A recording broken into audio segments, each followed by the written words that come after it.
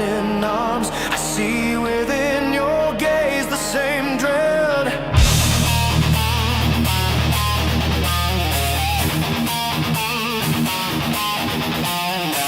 The same dread that grips my very soul. Through the smoke and crimson fields, our banners torn, our armor worn. Yet here we stand, though death draws near, united still, we face our fear. A time may come when valor fades, when we abandon our allies and sever every sacred vow. But that time is not now, not today, not today. A dawn of beasts and splintered swords, when our world falls into ruin. But not today, today we rise, today we fight.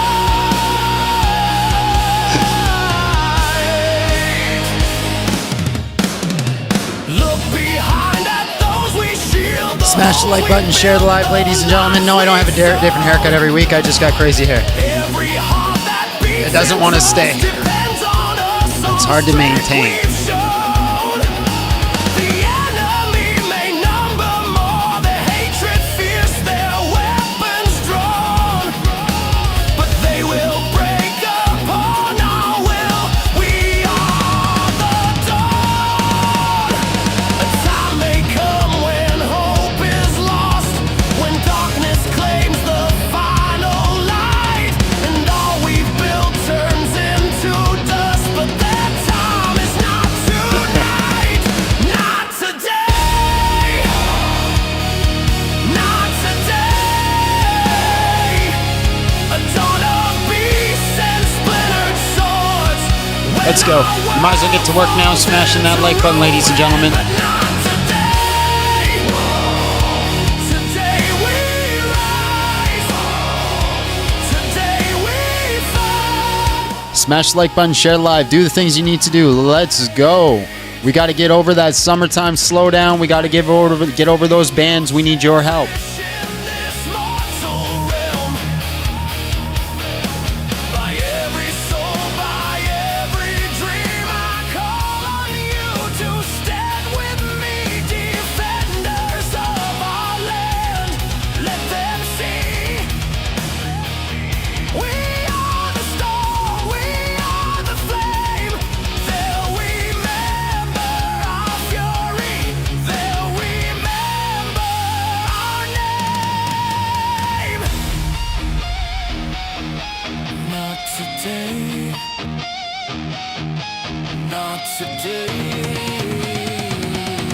The wolves may howl and shields may break, our courage will not falter. Not today, today we rise, today we stand. It's good, bro. It's good. I hope things are good with you. Today we fight. Hold the line. This is our moment. This is our time. Stand your ground.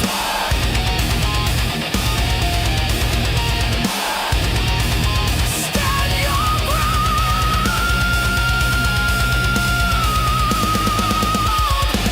Today we fight. I did not have a better sleep, no, but thank you. Yeah, we got the whole song today. We got the whole song to help build things up. Hello, everybody. Happy Monday. Hope everybody's having a good day. Please make sure you smash the like button, sharing the live before we get going. Get going for today's live. Today's topic is going to be the same topic as usual. Convince me to stop worshiping Jesus. It's going to say convince me, because I forgot to make a second thing. It's going to say convince me to stop being a Christian, which gets into the whole technicality of like, hey, what technically is a Christian? Do you consider this a Christian? Well, if you don't believe specifically that, then you're not a Christian. If I can convince you, if you can believe. I hate those types of arguments where they argue the technicality of the debate rather than the spirit of the debate. I also hate it when my camera just moves on me. That's what aggravates me. I've been thinking about it. I think I might want to start getting out of religious debate. I know I've talked about it before, but I've really been thinking about it. Mainly because of this. I've had a video just come up recently. One of my older videos. Abby's been posting on Facebook because Facebook's really been pushing us lately due to the creator program that we're in. So we've been getting like millions of views over there, which is crazy. It's crazy how the algorithm works like that. But one of the old videos that she posted on Facebook was this guy who was like, I was having a debate with from one of the clips. And in the debate, I straight up said to him, like, listen, man, if we had all these things that, you find issues in the Bible, like we got rid of the contradictions, the genocides, blah, blah, blah, blah, blah, blah, blah. And we were like, would you believe? And he's like, no. He's like, no. Wouldn't believe. And it's like, okay. What's the point? If you could literally give them God on a silver platter, here's Jesus. Here he is right in front of you. And they go, nah. Most of these topics and things that people want to debate about is just reaffirming the audience that you're already involved with. That's all they care about. That's all they could. Clip culture, bro. Clip culture. But it is entertaining as hell. And I am here to entertain. I still haven't put it in yet. But are you not entertained? Are you not entertained, ladies and gentlemen? There's countless who have been convinced. Also, me and Abby decided while we were waiting on the start menu to get the live going, we've decided who our favorite child is. We've decided out of all of you who our favorite child is. Are you all ready? Put your votes in the chat. Who you think our favorite child is. Because we figured it out. I sound like Cora. Perfect. Okay, just perfect. That's how you do it, right? It's Gabe. Gabe is our favorite child. We've decided this. Funky. What? What'd he say? See it? I missed it. What'd he say? He said he's right there. Put it on the screen. Where? This? No, down. There. If I lose out to no legs man, I'm a crush.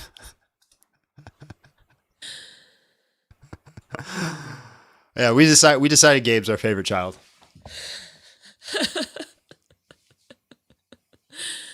I don't think those were the words that we talked about. That's exactly what we said. That's not exactly what we said. It was word for word what we said. Me and Abby were sitting here in the background while waiting for you guys. And I was like, you know who my favorite child is? And Abby's like, it's totally Gabe. That is not Gabe is true. also my favorite child. John's And she full was of like, lies. she's like 100%. Yeah, Gabe. Gabe's our favorite child. Gabe is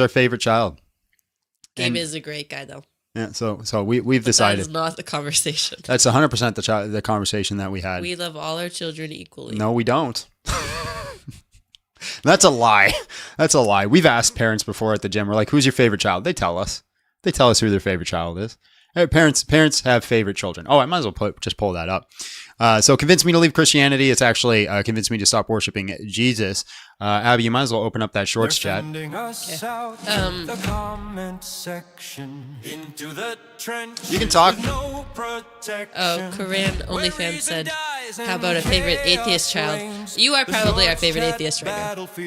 I didn't know you were an atheist. He didn't think you were an atheist for a long time. And I told him, he's like, oh, Yeah, I don't like you anymore. it's because you're nice. You're not in here yelling at him all the time. We couldn't be possibly be an atheist. Seconds of absolute hell. This is where good soldiers fell. We're going to the shorts chat where souls go to die. Moderating madness, saying our last goodbye. Send reinforcements, we won't make it back. Lost in the shorts chat. Under attack. Parents have favorite children. They love all the children the same, but you like some more. Right? It's the same thing with kids and their parents. You like both your parents the same, but usually there's one that you like, or you love them the same, but usually there's one you like more. And that can switch from time to time. Brain cells systematically destroyed. We tried to bring order to the storm, but the algorithm doesn't conform. 3-word sentences, no punctuation. This is digital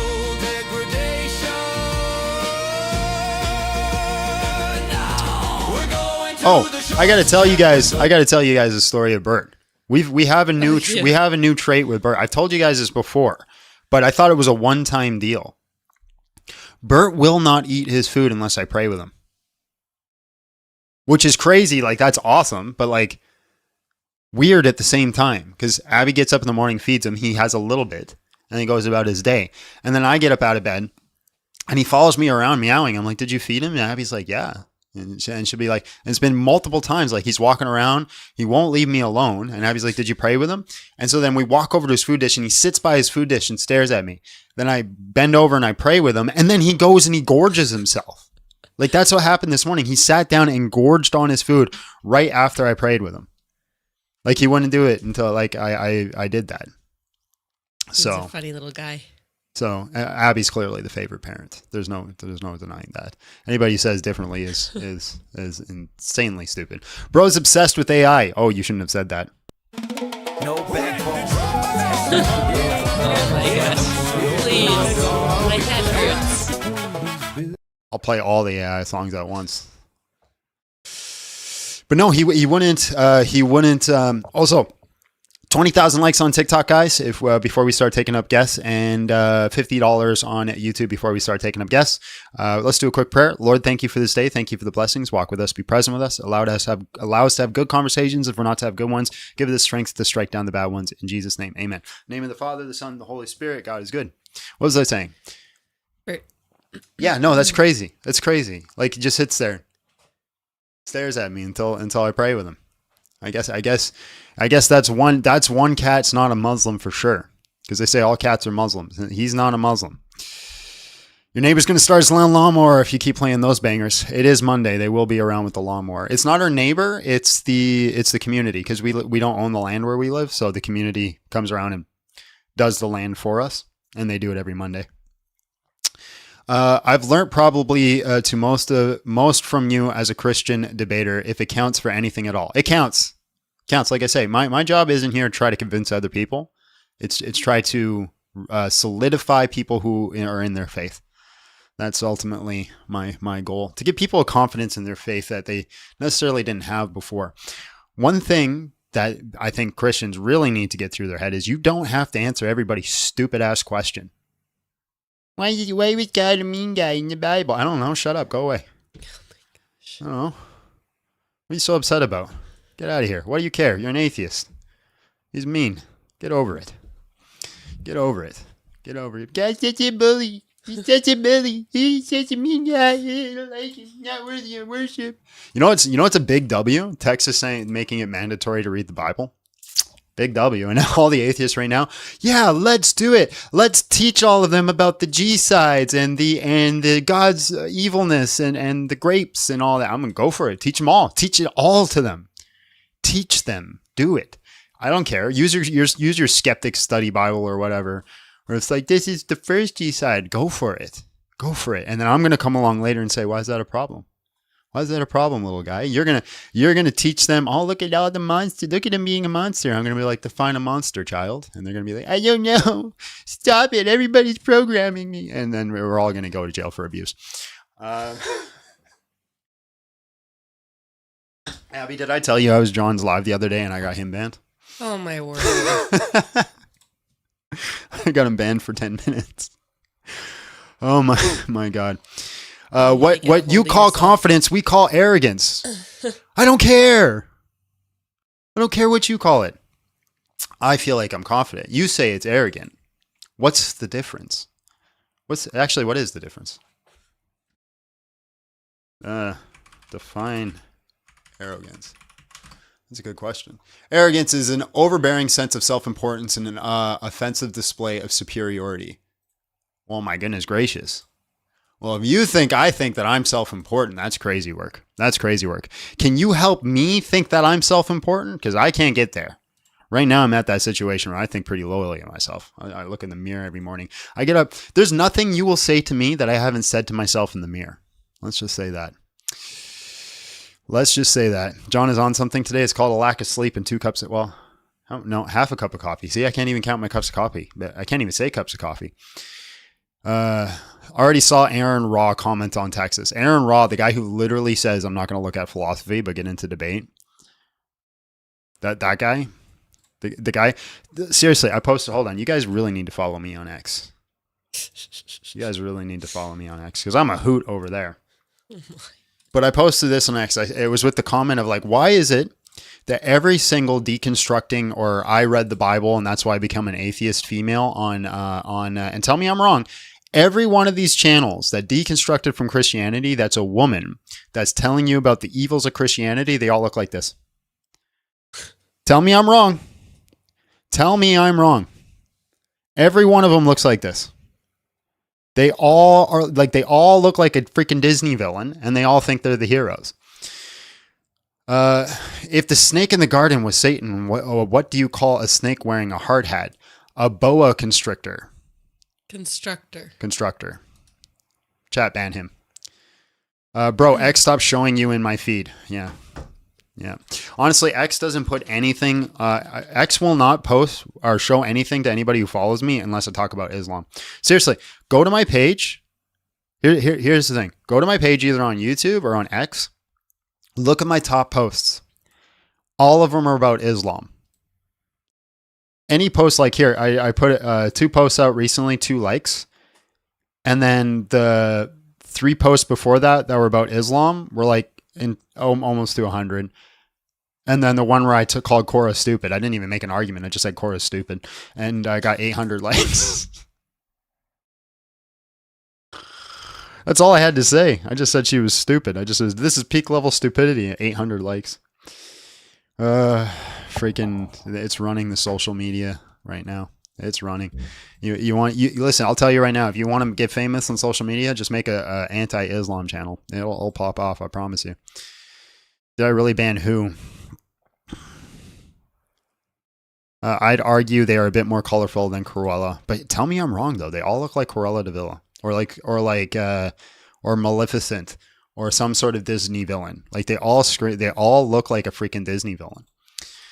I know you say no Christians, but can I call up to ask you about a response to the moral argument Ian made? I'm stuck on it. Here's dollars if that makes it fair. Thank you for the dollars, but no. No, let's put it in the Discord, man. Put the question in the Discord. And a guy who's better at philosophy, tag Lamb in it. That's probably going to be your best bet with a conversation with Ian. Put it in the Discord, take Lamb in it. Maybe he'll probably give you a better response. If I'm going to be honest. Yeah, my favorite thing. Did you see Cora use a voice changer to talk to IP and Than? Yeah, and then she tried to go off like, you notice that nobody wants to talk to us. They're all trying to run from us. And so I had to use a voice changer to actually talk to these Christian apologists. And I absolutely went up there and cooked him. And her own comment section on her own video is like, imagine posting your own L. Like, it's just like nothing is supporting it. Like, it was like she tried to go up undercover. She got called out in 15 seconds. And here's the thing. Inspiring philosophy, I know for an absolute fact, Mike would not have said no to her coming up and having a debate. He would have welcomed it. He would have put her at the front of the line. He would have. 100,000%. That was an absolute dumpster fire of a performance. No one is running from Cora. I mean, technically I am. I won't talk to her. You're not running from her. They're just gonna say I'm running. I don't talk to these idiots anymore. People who I know are not going to engage in good faith and are just looking for clips and gotcha moments, I'm not going to talk to. I have no time for you. Mr. John, how do you balance not believing in strict gender roles with societal need for more mothers? Where's the birthright being so low and all that? What? How do you balance not believing in strict gender roles with societal need for more mothers? Societal. How do I balance not believing in strict gender roles? I don't know what you're talking about. I'm trying to figure. Are you talking about how I say that technically gender roles are arbitrary? Like technically, like a man could wear a dress. Technically, like there is no ontological thing that stops it. Well, I think mothers are more naturally nurturing. That's the case. We do need no more mothers in society for sure. I think there is a duty to have children as well, as much to your best of your ability. to a certain extent, obviously. You have to incorporate some wisdom. But right now, we're going to have a big problem where people who are going to get old.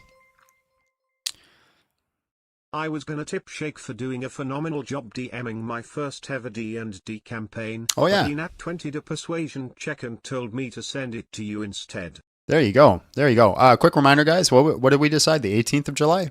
Yeah. Yeah, 18th of July, we're going to do a D&D campaign where you guys are welcome to come play. The first one you'll probably watch. We're going to pick the first players, but then after that, when we're going to consistently do it, you guys will be allowed to play a game with me. It'll be one-shot campaign, so it's just one session. You don't have to commit for a long time.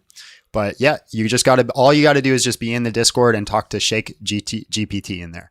Shake GPT, he's the one setting it up, and he'll get you involved in it. And yeah, it'll be once a month. We're going to do a D&D session. It's a chance for me to get to know you guys a little bit better. There's just one hard rule. The moment you start bringing up theology or debate with me while we're doing it, it's an insta-ban.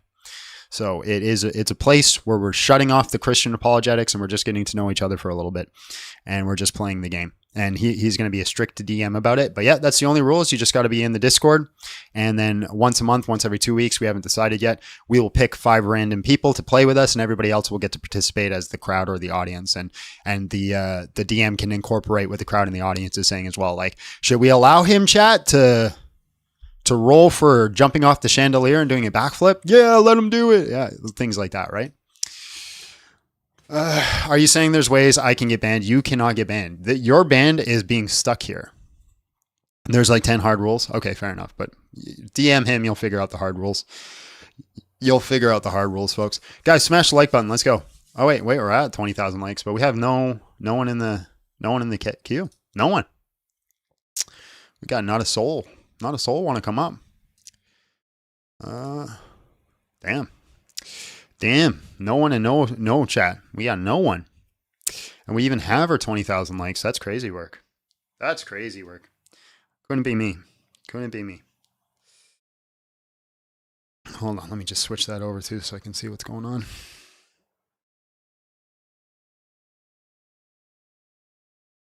There's a sign up sheet? Okay, yeah. Do the sign up sheet then. Just message him. You'll figure it out. Or join the D&D chat and whatever. Discord link's in my bio. Or actually, I think I'll have to go to YT to get it because it's in the description in YT. So if you're watching on TikTok, that's where you got to go. But honestly, actually, you know what? We're going to make that a rule too. You got to subscribe to YouTube as well. You got to go over here, subscribe to YouTube, and join the Discord. Because what are you doing? What are you doing integrating into our community if you're not even willing to subscribe to me? I'm clearly using you guys for clout and money. Like, you guys have to see that by now. All right, that's up and going. All right, let's bring up a guest.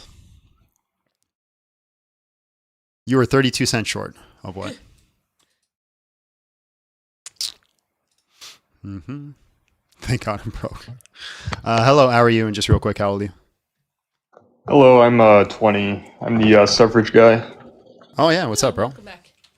Hello. third round, third time's the charm. What do you got for me today?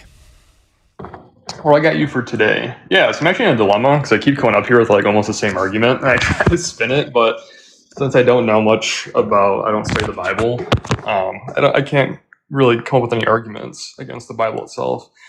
But today, I'd like to discuss the twin God argument. I think his name is Stephen Law, that came up with the argument.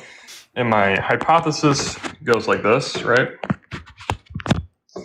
That if a all good, loving God exists, however unnecessary suffering exists, a all loving God cannot exist. On the mirror side, if an all evil God exists, however goodness exists in the world, then an all evil God cannot exist. Therefore, neither exists. That's the twin dilemma? I thought the twin dilemma was something about like one twin has something good and one has something bad.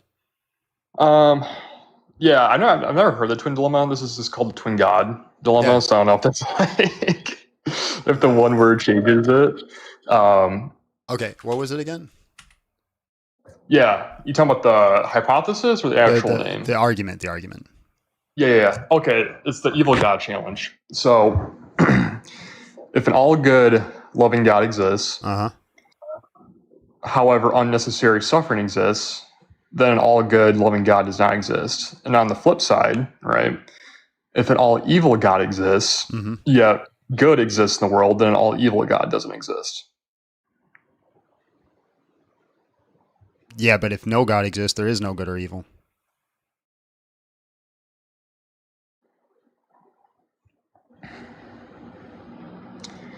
Okay, well, for the sake of the argument, then, I guess we can. That doesn't really. I see what you're saying, trying to argue morality here. And for the sake of the argument, let's say God did imbue us with morality. It still doesn't fulfill the hypothesis. It's still there's still a it doesn't logically make sense, even with assuming God imbues us with morality, right? And what's good and wrong. Because at the end of the day, if he does, okay, well, then an all loving God doesn't exist and all evil God doesn't exist. So I guess what leaves us in the middle is, I don't know, God that allows good and unnecessary suffering. Well, what I'm saying is like you kind of have a self-defeating argument, right? You know, you're trying to bring an eternal contradiction to show that God doesn't exist because we have a world with good and evil. So neither one of those gods can exist. The problem is if no God exists, there is no good and evil. So you're using a metric that doesn't exist to measure to see if this God exists. I'm not arguing if a God does not exist. I'm arguing that a all good and an all evil God does not exist. So you think there could be a neutral God?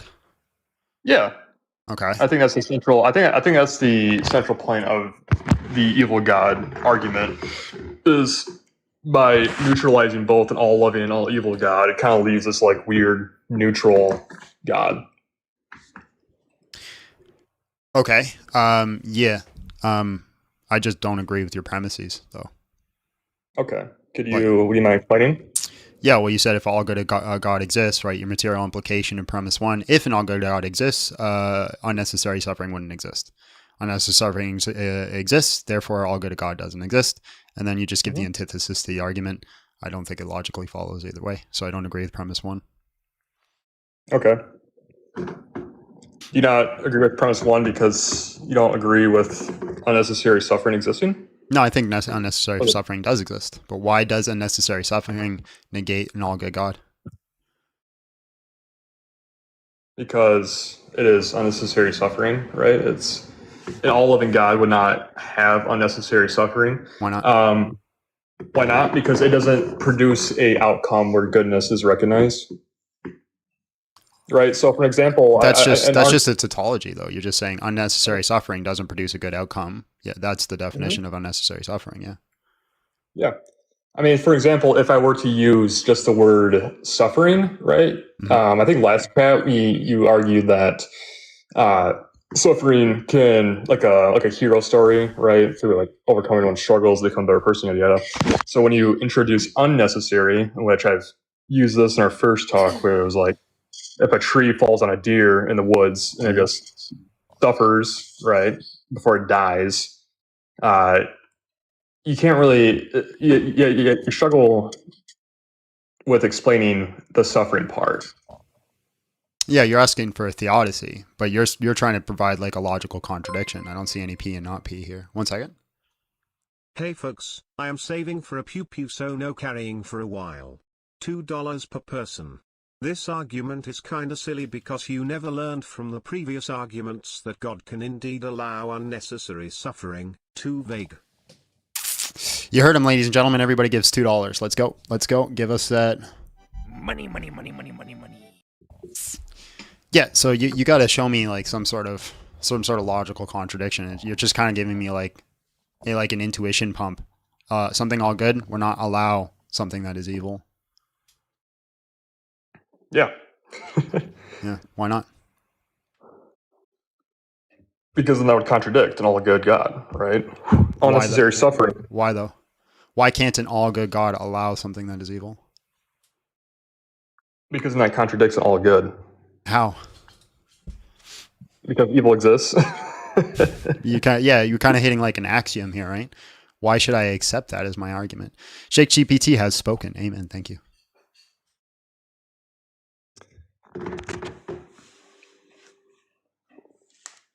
Well, I don't think you have brought up a good counter argument to it, right? I mean, that logically just defeats itself. And you say, why would an all good God allow? So, why is it bad that all good God allows evil acts? Right. Well, I mean, But the argument's defeated by the fact that you can impose that question of why would. If you can say why would, that allows for the possibility of an explanation. So it's not a logical contradiction. You're giving like an induction rather than a deduction. You're saying evidentially it seems to be the case, the evidential problem of the evil, right? So you're giving an induction towards it. And I can simply like posit skeptical theism where you're asking me for a theodicy, and I could simply say, well, a theodicy is only as convincing as it is convincing to the person I give it to. But as long as there is that why would statement, there's no logical contradiction. Okay. What if I framed it as this? All loving God does not actualize a world without suffering. Therefore, an all loving God does not exist.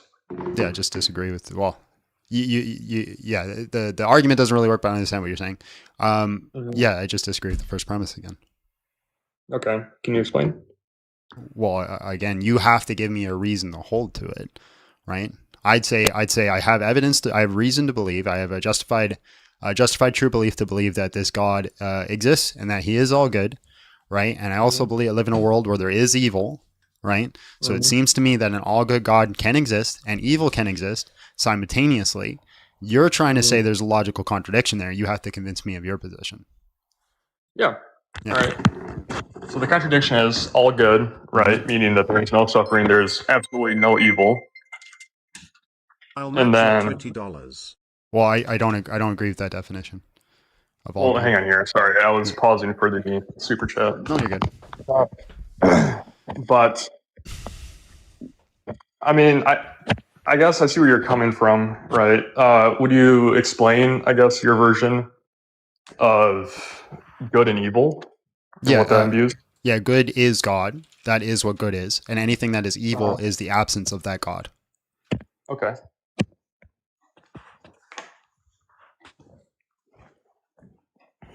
Mrs. Steele, may I have a cup of coffee when you get a chance? You don't have to get up right away.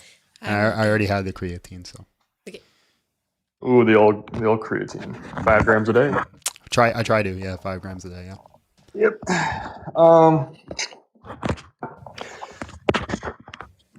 Yeah, I guess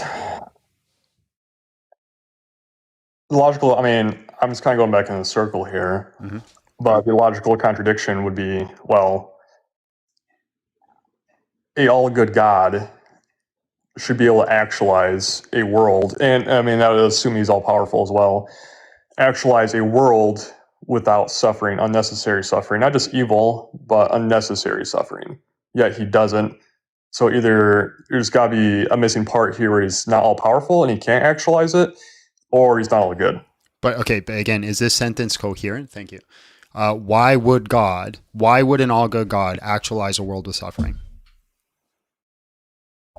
Why would an all good I'm sorry, I stuttered. Why would an all good God actualize a world of suffering? With unnecessary suffering, let's clarify. Like, is that sentence a unnecessary coherent suffering. sentence? No, like it's this, not like this sentence wouldn't make sense. Why would the color purple taste like watermelon? Right? That sentence doesn't make sense. It's incoherent, right? Because there's a metaphysical contradiction there. So when you say, why would an all good God allow for a world with unnecessary suffering, that implies that there is some sort of logical conclusion. Might not be evidentially so, but there is a logical one. What do you think the logical one would be? Right, I hold the defeater argument, but again, the defeater argument is only as satisfying to the person who finds it satisfying. I've never heard of that argument. Could you explain? The defeater argument is that God has set a certain standard of parameters in the universe. He allows for certain aspects, unnecessary evils. These unnecessary evils allow for higher virtues. Doesn't mean that they are necessary. It just means the possibility of this evil existing allows for the possibility of greater goods. You don't have to experience these greater goods, but the possibility of those greater goods existing is a good thing. And at the end of the day, any evil that anybody endures will all be made right by God. So therefore, he's justified in allowing it. Okay, yeah, I see. That is a good argument. But again, that's only as satisfying as it is to the individual. Like I've told that Yeah. argument. The reason I don't go with that argument right away when people say it, because people just say, well, I'd prefer a Teletubbies world where we don't have these higher possible goods. And then we're just stuck in a stalemate. Yeah, and that's pretty much where I was going to go, which is where we got stuck at last time. It's the Teletubbies world. But I also feel like that's all arguments, though. Too is it's just it's about as good as the person believes it, right? Well, yes and no. Like there are certain deductions that always if it's raining outside, the ground is wet. It's raining outside, therefore the ground is wet. Like that's like if you're not convinced by that, the problem isn't in the argument. It's the fact that you're retarded.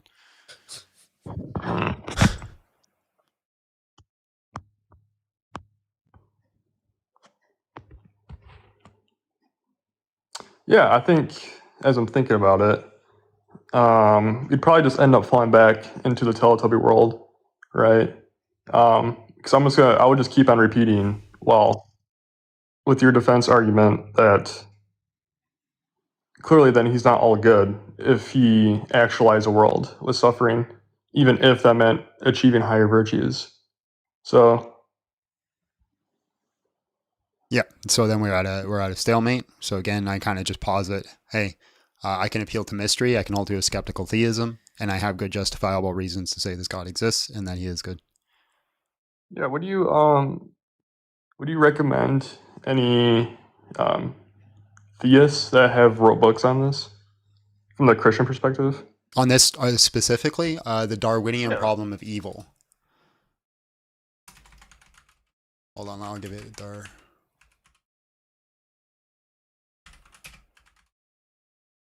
And if you want somebody to talk to somebody who's like an actual expert on this specific issue, talk to Tim from Animal Suffering, the Darwinian Problem of Evil by John R. Schneider. And then if you want to talk to somebody who's an expert on it, talk to Tim from Inspiring Philosophy Academy. Okay, yeah, because I think it's important that for me to evolve right into this because I find this so intriguing. So obviously, and I do plan on studying the Bible too eventually because obviously I can't sit here and poke holes in it if I don't know it itself. Did you watch the Alex O'Connor Jubilee? I did. I'm a big Alex O'Connor fan, and I know people love to attack people for that. Tim is the very first guy that talked to Alex O'Connor on that show, the black guy. Yeah. So and I know you were on there too. Yeah, no, I wasn't. You were on. Nope. Didn't you talk to Alex? Yeah. I just thought that was. I think that'd be so cool and interesting. I mean, to be fair, the dude went to Oxford. I mean, he is about as intense as it gets. It had nothing to do with that. They set us up to fail. Oh yeah. Would you mind giving an insight into how that process works? Because I watched their videos, not just Alex O'Connor, but I watched a lot of Jubilee videos. So we weren't allowed to know who we were debating, even though we figured it out. That was one thing. Oh, really? Yeah, we had no clue. They didn't tell, but we figured it out right away because we started looking like who's the prominent atheist right now and who's going to be in California at the time, and we figured it was Alex O'Connor like in a day. So that's fine. So we started prepping for Alex, but we didn't know the subjects we were going to debate. We had no freaking clue.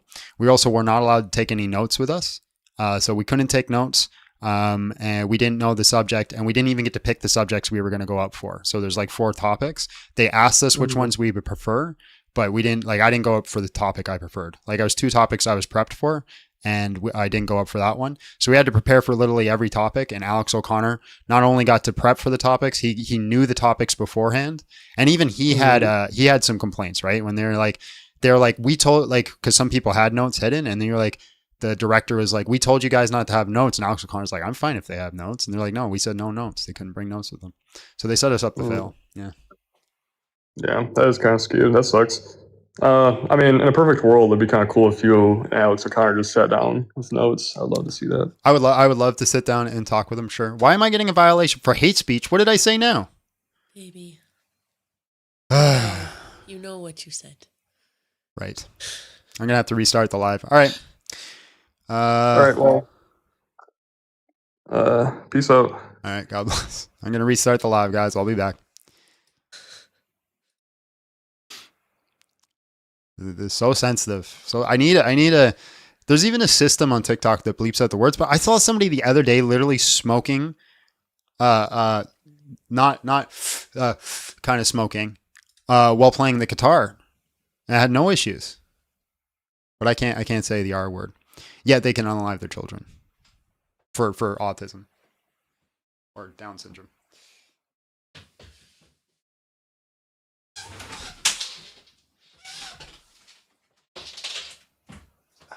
When you got to crawl under your desk to open the window. I really think you guys are too harsh on Alex. I think I actually have a lot of respect for Alex. I think when it comes to doing atheist apologetics, he's doing it right.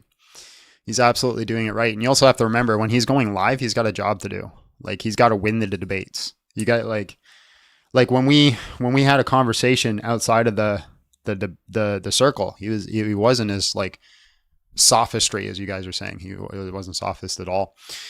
Dog, I'm not bringing you up. Are you kidding me? You should read super chats. Okay. Coin sound, thank you very much. Because I was told to. More, you guys need to listen to this. I'm at your 20. Thank you. Here you go, friend. Thank you for calling me a friend. I appreciate it. Because you keep asking, I'm getting a shorty boy in 9 in the Armalite. What? Because people keep asking, I'm getting a shorty boy in 9 of the Armalite platform with Hushkin, all the full semi-bad lever. If you know, I do not know. I do not know. That's not one of those if you know, you knows, or I knows. I do not knows. John, he's just doing it to win debates. How is that good? LOL. Because that is the job. When you're hired to win it, when you're hired to debate, you're hired to win. That's your job. There's a difference. Like, so I think you need to watch the Alex O'Connor episodes where he's not trying to win debates, where he's actually having conversations, where he brings somebody like, who am I thinking of? Really prominent Orthodox philosopher, wrote the 5 Proofs book. Oh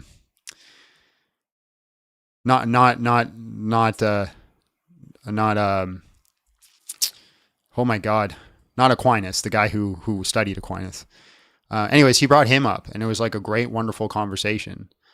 He's listened to him talk to William Lane Craig. Like, listen when he actually has a conversation and he's not hired to win a debate. Not Aquinas, no. The freaking, what the heck's his name? Swinburne. Is it Swinburne? One of the philosophers.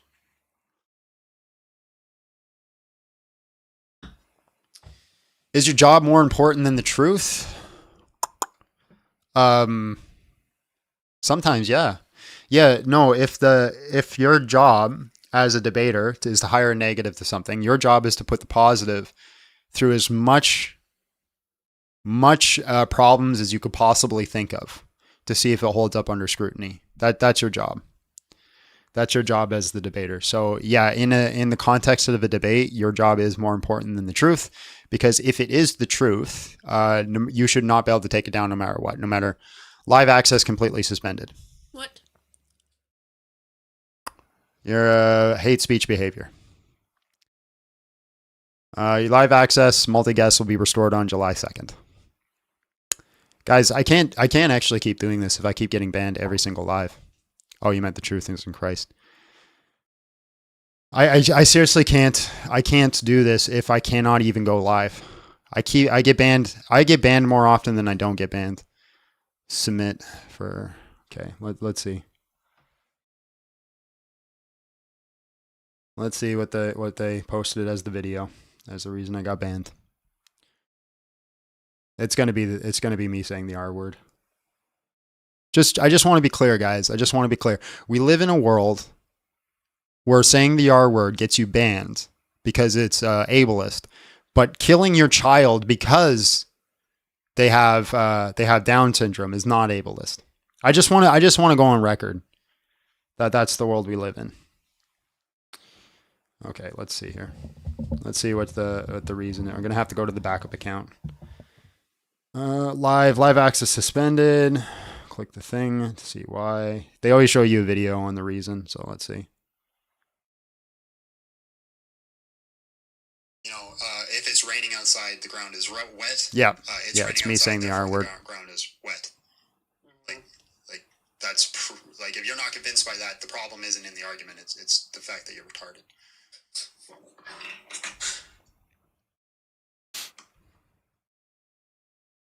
That's crazy, man. Yeah, I think That's crazy. I can't say that word, but I've seen people cuss people out, call people P3os. Like I've seen the craziest things, man. But you can't say the R word. It's like, oh my goodness gracious. Well, that's not going to get appealed. So let's switch to our backup account. Oh my goodness. I'm gonna need a second backup account. I need a second one.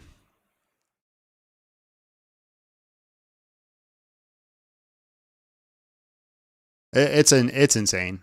It's insane. Can somebody test the short chats for me though? Because well, now we got a big problem. Hold on.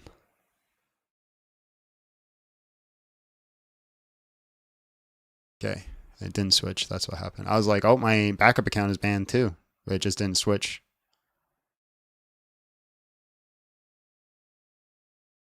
It just didn't switch. Okay.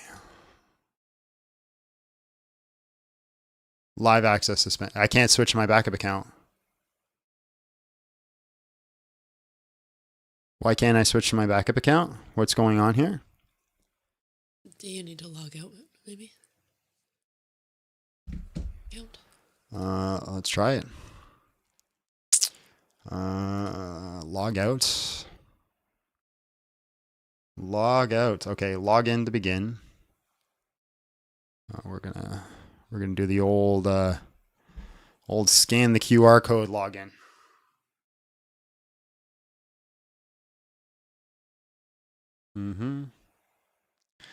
Guys, this is getting too this is getting too bad.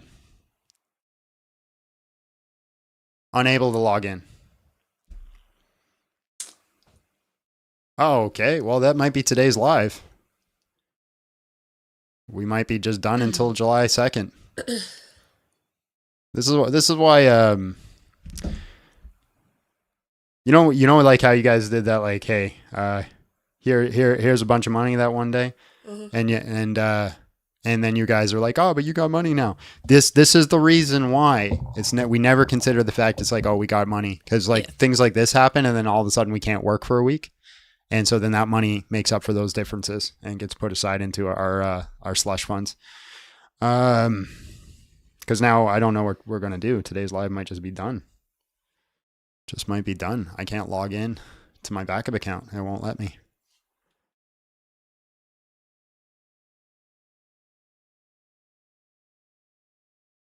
Log in.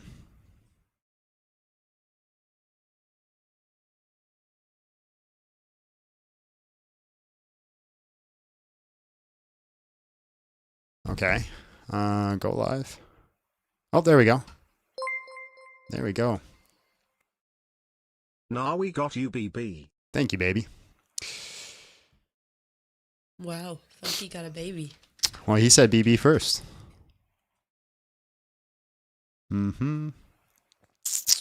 Okay, well, let's go live on the backup account. Oh, let's see if this works.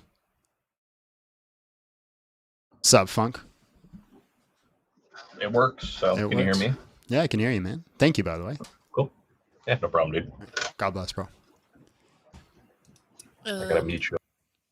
Koran OnlyFans said, surely YouTube is a bigger revenue stream than TikTok. YouTube's better, but TikTok is where we get our guests. Yeah, that's the thing. We can get guests on TikTok, but YouTube is like a better place to like build content. So that's the issue. John, you're low tier, sure. You're not going to hear an argument from me. I'm a critical thinker who doesn't buy into Matt Dillahunty on morals. Not all of us atheists are brain dead. Big John the Beast. Thank you, sir. Thank you, sir. I actually think atheism is actually making a big switch right now, and I really actually appreciate the new mentality or approach towards it, where things like Joe Smith and Alex O'Connor and even a lot of the guys on TikTok like Dr. Blitz and Ian, they're approaching it with like a due respect, like an actual like, hey, there is good reasons to and this is mainly because of the philosopher Agape. No, not Agape. What the heck's his name? Agape is like the type of brotherly thing. What the heck's his name? It sounds similar to that though. Anyways, that one philosopher who was atheistic philosopher, he treats it with respect. So, and they all study him, so they treat it with respect. Oppie, yeah, Graham Oppie. Thank you, Graham Oppie. He's the guy. He's the guy. I almost think you need to do a 30-second delay on TikTok, and you could press a button to cut the live when you accidentally say bad words. LOL. That's not a bad idea, and I should give Abby the button to do it. Yeah. I'm going to look into that after. Abby, can you make a note for that? We're going to look into that and see if we can do... The problem if I do the delay on TikTok... Well, no, because if the people come up, they should be delayed. The R word is not a good word to say. I personally don't like it, but TikTok has gotten stricken when USA purchase it. Listen, man, Abby doesn't like it either. A delay button, thank you. Abby doesn't like it either, and I get it, and I understand the reason and the connotation behind it. Especially, she worked in schools for a long time. I get, but you can't dictate people's speech. You can't do that, right? People should be allowed to say what they want to say, even if it offends or hurts feelings. TikTok and the Chinese government. I can't say that last part. TikTok, we love TikTok. It's so great. It's amazing. What a beautiful app. What a beautiful app. What the heck? Now I'm cropped in on TikTok. Why am I cropped in? What the frick is going on with this app, man? What is going on with this app? Screen adaptation, settings. No, just original, please. Thank you. Did that switch it?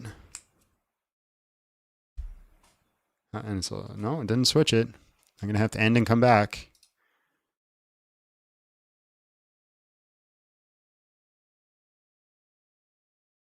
My God. Ugh.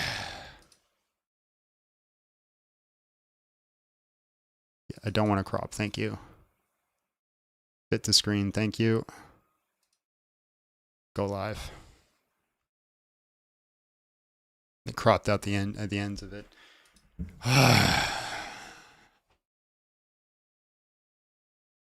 I got attacked by a bird the other day, guys. I forgot to tell you. Actually, yesterday I got attacked by a grouse. Literally, I got a bird. I was just walking down a trail, and the bird come running out of the bush, feathers flying, and just charged me. Just ran straight at me. You want to see a grown man run and squeal like a little girl? No, that wasn't me. That was me. Did you squeal? No, I didn't squeal, but I just think it's funnier to say that. This is a scary looking bird. Yeah. Got attacked by a grouse. Feathers all out on the side of its neck and just come charging at me. I was like, what the heck, man? What the heck? Canadian birds are mean. Yeah, cobra chickens. There we go. I got the crop image there. It should be. All right. Don't let me say anything dumb, guys. I got to be very careful with my words. They can't stop you. Got to be careful with my words. Just keep me on a... We need a shot caller for Abby. Mm-hmm. And we got to think about a delay for TikTok. In case I accidentally say bad words. I have it set to adult too. Like, that's the thing. It's set for adults. It's set... I really think they're just out to get me. And it's been like that for a while. If someone wouldn't mind helping out with the Discord link, I'd appreciate that. He's running, you see. In grouse, the bird that goes a weebo. I don't know if it goes a weebo. I don't know if it goes, but it was a grouse. I should have clocked it. What did I do to the bird? I ran. I literally ran. I turned and knees to chest, man. I wonder if they mean like that it ran at you, and in which case I would say Oh. it's probably was Probably like he was protecting near its his nest. Yeah, because I was just walking down the trail. I just wanted to get away from all the noise for a minute, so I just took my shoes off, went for a walk down the trail, and as I'm walking, I just see a whole bunch of birds to my right take off, and I heard like ruffling in the trees. I'm like, oh, it's just the birds taking off, and then I heard more ruffling, and I looked to my left, and this animal just comes right. At first, I thought it was a skunk, And I realized skunks don't walk on two legs. And if it did, and it wasn't the color of a skunk, obviously. And then it's like feathers are up and I'm like, no, bro, and I'm out of here. I took off. I'm like, I don't want to figure out what's going to go on. I'd rather just be gone. Are you a fighter? Kick it, eat it. Why would I get in a conflict with a small bird when I could just leave? And honestly, that's what that's what I'm going to do if a grown man runs at me. I'm going to run. That's what I'm going to do. Like 100% of the time, if I can run from the conflict, I'm running. And I'm running full on. But I'm sprinting. I'm out of there. also, just like the bird didn't do anything. No, I'm not going to unalive the bird. It's out in the wild with its little nest. Yeah, it was just chilling, man. People report your lives, you don't report theirs. Our goal is argument. There's a silencing opposition. This is why they are safe and you get banned. Maybe. I think that one was just an AI, but I do think it does happen. I think people report. People have this idea of hate speech and misinformation. And if you don't agree with them, you're spreading hate speech and misinformation. Therefore, they want to silence you and you shouldn't be allowed to speak. We shall not allow the misinformation to happen. What's up, Mino? Guys, smash the like button on the backup account because again, we just got bananaed. We had a whole bunch of people in the queue too. We had a bunch of people in the queue. We were going to have a good day. To be for real, Abby, I usually eat things that never did anything to me. Well, yeah, but we weren't going to eat it. That's the problem. Bird was a black belt in BJJ. You never know. You can't look at somebody and tell if they're a black belt. They could have been. You run from aggressive men. What's the point of self-defense then? Because it's the best move to run. Yeah, and because if I can't run, then I can handle myself. That's the idea. If I know I can't get away, I know what to do. But 100% of the time, I'm going to run away. 100% of the time. I think any other option is silly.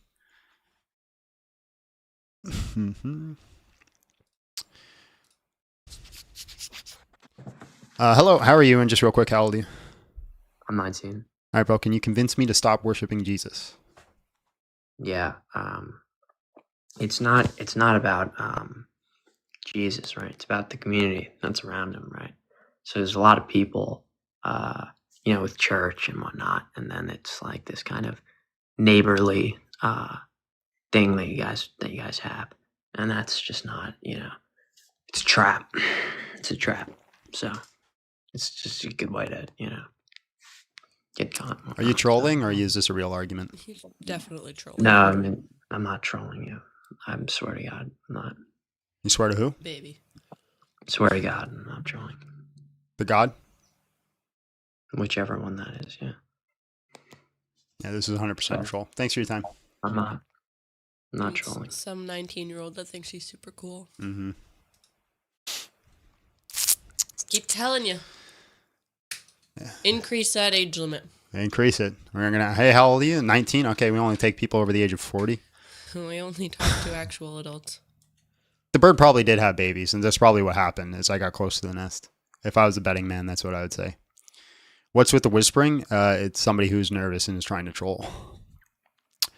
Why did God send himself to appear himself? He couldn't just forgive the sins without that whole nonsense story. And why would it allow so much suffering? Not an argument. If your argument centers around why would you're a child that just keeps asking why and doesn't really think about what's happening in front of you. Can you ban that person that said this is a scam, the Joe0002 for the profile picture in the shorts chat? Yeah, that person gets banned. But yeah, no, it's the equivalent of like, a child is like, hey, you have to eat your dinner. Why? Because it's good for you. Why? Because you need nutrients. Why? Because you need calories. Why? Right? Because you want to live. Why? Until eventually you go, well, that's just the way it is. And they go, see, you don't know. Mm-hmm.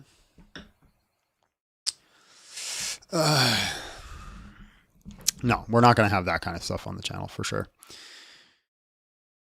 If God is already perfect, why would he create anything if perfection already achieved? See, just why? If atheism is true, why? Why did parts just randomly hit together and create evolution? Well, that just happened. Why? Why did it just happen? Why is it random? Why does even randomness exist? Big John the Beast. Appreciate that name. Really helped me understand what I can and cannot justify as an atheist. Can you please play He's Running UC? I got you, bro. Someone opened up their mouth today. He's running, you see. We're getting a lot of trash talk in the comments, but nobody coming up in the queue today. Funny how that works. Funny how that works. Not a fist, not a threat, not a sword. He's running, you see. I genuinely wanted to know because the I said so felt so unfulfilling. Okay.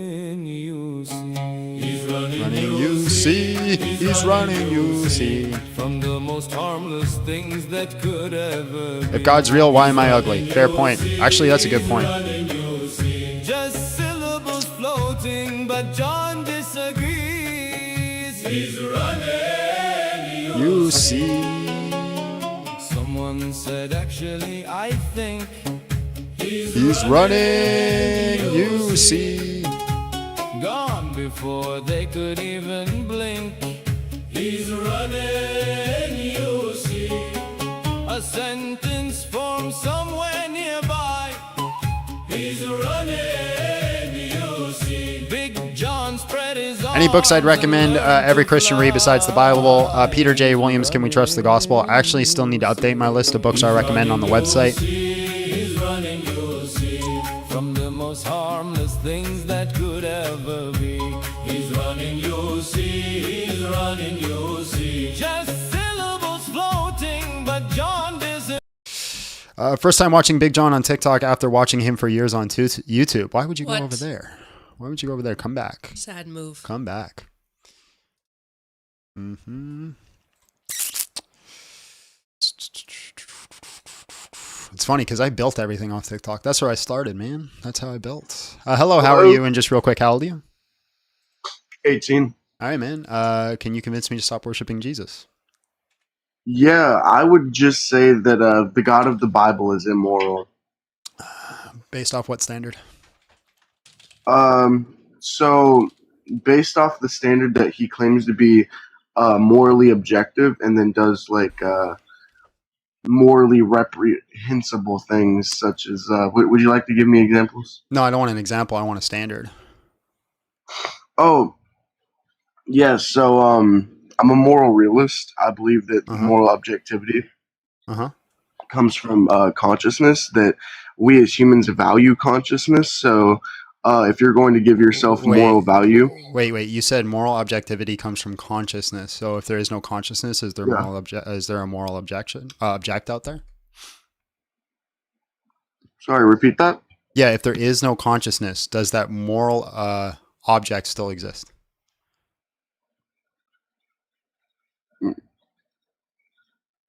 I guess I don't understand the question. Yeah, you said moral objectivism is true. It's grounded on the conscious experience, which is human consciousness. Yes. So if human consciousness no longer exists, would that moral standard still exist? No. Okay, so then it's stance dependent?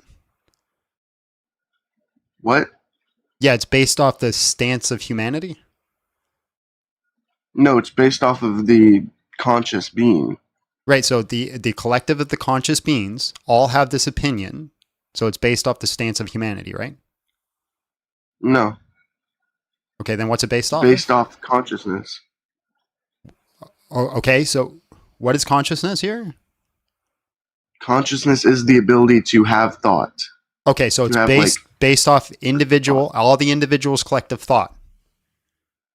Yes. Then it's stance dependent. Sure, but I could say the same with God. So then if it's God didn't hold exist, on, there would be no hold on. moral Oh, objective. that's red herring. So then if it's stance dependent, it's not objective.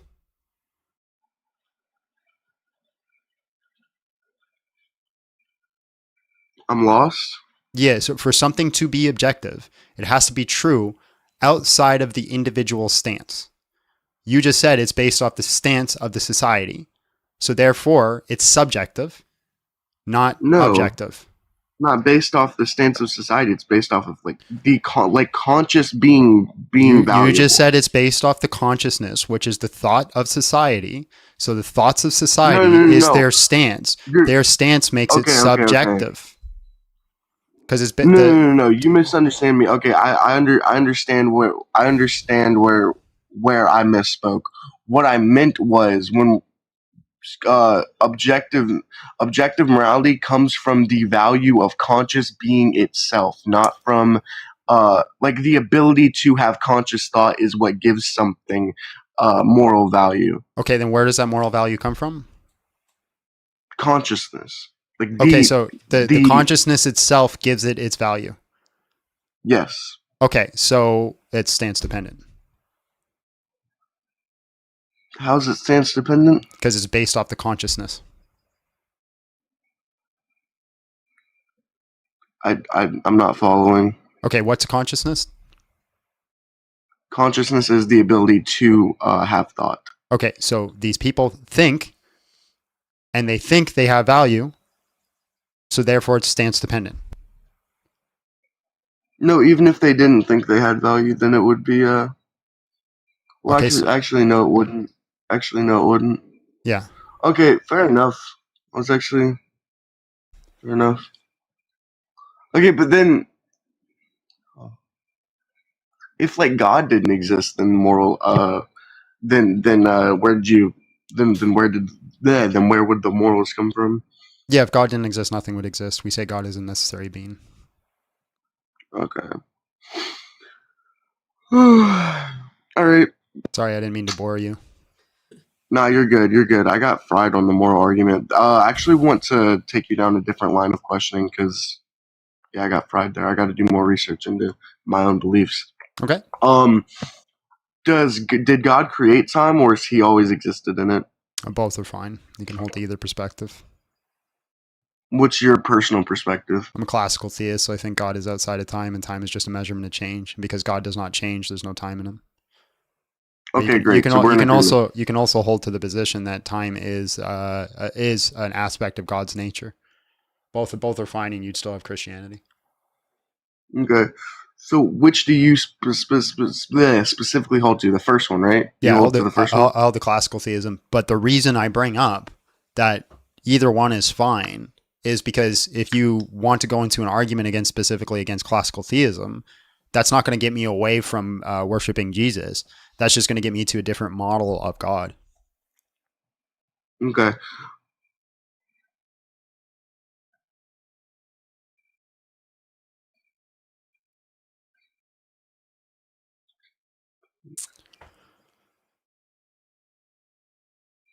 Okay.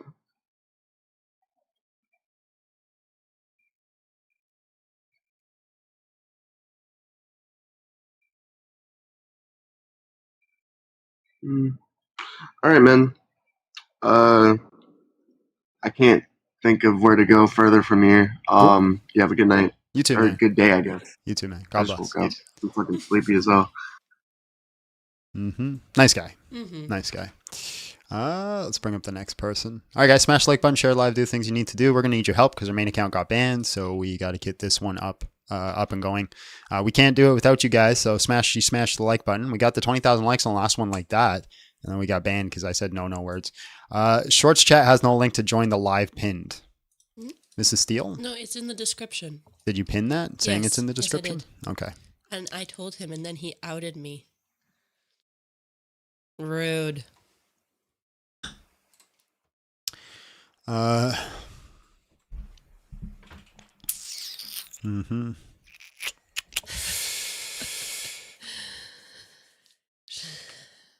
Shorts chat is too lacking. Brilliant. No, we're gonna say lacking the mental. No, I gotta be very careful with my words here. Shorts chat. Just say the opposite, baby. I'm trying to think of like, Shorts chat is too differently abled to figure out where it is. Think that'll get me banned? You gotta be so careful. Abby's pleading with me in the text messages right now. You can just plead with me on the line. Your whole thing was that you were going to just start saying the opposite. Right, yes. And then you got rid of it. Because it's ingrained in me to just call out... Be difficult. Call out riveting intelligence. Call out riveting intelligence. Well, you could read super chats if you want. I don't think we have. You Oh, had we a do few. yeah. Yeah. Now we got you, BB. Thank you. TikTok and the Chinese government. I can't. Nope. John is running from birds now too. Shaking my head. Gonna have to loan him a surprise tool. John, if you're so smart, you beat me in a 1v1. Rust quickscopes only, no flashbangs. Got him. I've never played Rust. So a mere grouse made you quail in fear. Have more, atheists, to help you get over such a foul and unpleasant experience. Do you like me now, John? I never liked you. Unpheasant. Oh. Foul and unpheasant. See, my brain just fills in the gaps. I know. Unpheasant experience. The beer money. Have some more atheist beer money. Oh, yes. To help Thank you. You. Get over. Thank you. Short chat has no link. Joined. I pulled that up specifically because I knew you wouldn't get through it. I love you. There's no worky. Listen, people are right about me. I am slow.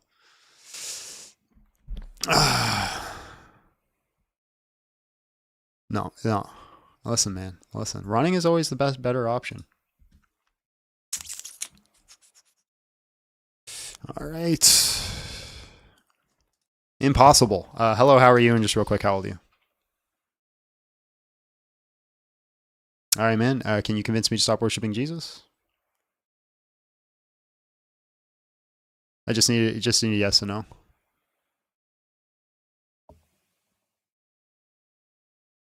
Can you convince me to stop worshiping Jesus? All right, let me bring you in. All right, man, go ahead. I will say the person Jesus, as you understand him, is an impossibility. That's a conclusion. I need the rest of the argument, man. I will say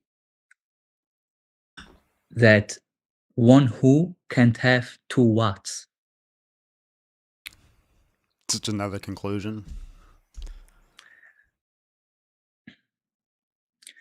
Like an object can't have two different shapes, so can't the person Jesus have two different natures. It's another conclusion. You just keep changing the conclusion. I need an argument to reach the conclusion, my friend. I don't know how to explain it better than that. For me, it's always then I'm not analogies. Convinced.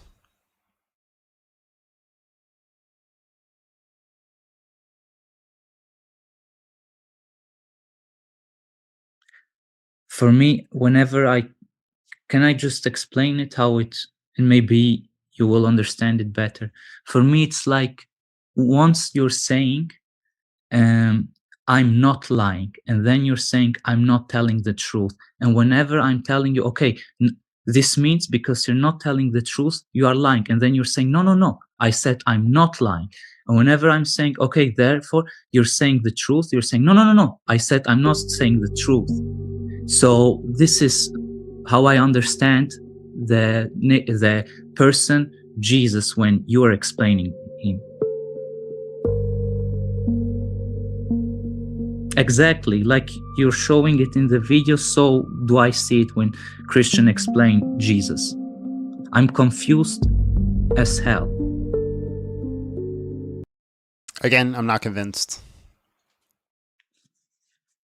Can you give me an analogy which would work in real life? How Jesus has two natures, is each fully God, each fully person, human? Yeah, so an analogy by the definition implies that there's something comparable to it. That's what analogy means, to compare to another thing that's similar. Yeah, God is unique. In principle. It doesn't have to be absolutely the same. Just the principle need to work. Yeah, again, analogy, that's what analogy is for. That's the principle of analogy. You have to compare it to something that you're familiar with, and no, God is unique. Even though God is unique, you still can do, in principle, show the parallels. And you can't that, and that's why my conclusion is it's a contradiction. Yeah, again, you can't draw conclusions without arguments. So you made a conclusion based off nothing. You just concluded it. It's not out of nothing. Well, then give me the reason you came to the conclusion. Okay, I give you the reason. Jesus, the person, so in my analogy, the object, and now you're saying Jesus, the person, has two natures. They are separate, and and this is my analogy. So the object has two different shapes. They are separate, and that would follow Yeah, that it's not actually no, there analogous. can't be. Because, Exactly, that's my point. Yeah, your point is silly because I just told you there is no analogy for God because God is unique. And then you said, then your argument against me is to try to present an analogy that doesn't work for God. Okay, then my point. But hold on. Can you just show me how that doesn't work? Just make sure you understood what I said. I said there's no analogy that works for God, and you try to debunk God by showing me there's no analogy for God. I understand that now. Yeah. So in other words, you can't actually verify your God. It's just you can make anything up. You don't need analogies. And claim it's you don't need analogies to verify things. But you can't verify in this case anything at all because I can claim the most silly things and say because God is unique, that's how it is. So I can claim God is Chuck Norris. I didn't say that. I never said that God is unique, so therefore that's how it is, and there's no argument for it. I didn't present an argument. You said, "Can you give me an analogy?" And I said, "No, because God is unique." Okay, then we have a different stance because I believe God is the even if humans didn't exist, for example, the laws of logic still would apply. And I will also claim that God himself still would be, I don't say you can compare it absolutely to the creation itself, but still there will be some principles which work. So one God, one divine essence, like one human being, one human nature. So from my point of view, like I said, if you can't give me an analogy, this will be an impossibility, or you can't verify it at all. And that's it. Somebody in the chat said, a pink elephant is unique, but we can make an analogy. No, because pink is not unique. There is pinkness, and elephants are not unique. There is elephants, and elephants are also similar to animals. They are not 100% unique, right? It depends on where you put the line of uniqueness.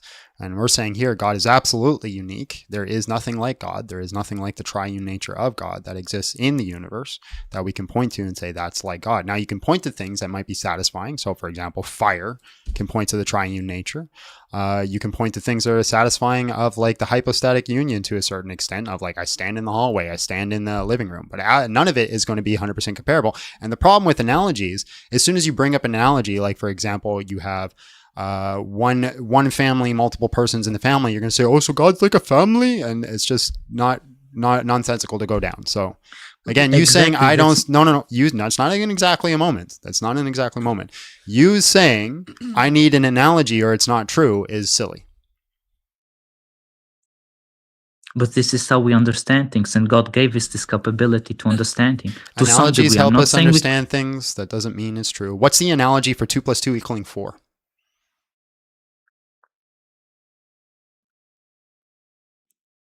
And on top of my head, I can't tell you. There is none. It's unique.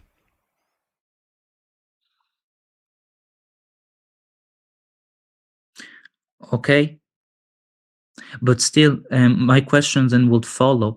How would you then even debunk my claim if I would say, look, I don't need to debunk claims that don't have anything to back it up. Simply people making claims, right? Claims made without evidence can be dismissed without evidence. No, can I make just a claim and then you tell me claims made without evidence can be dismissed without evidence. So unless you actually provide some reason to back up your claim, I could just dismiss it.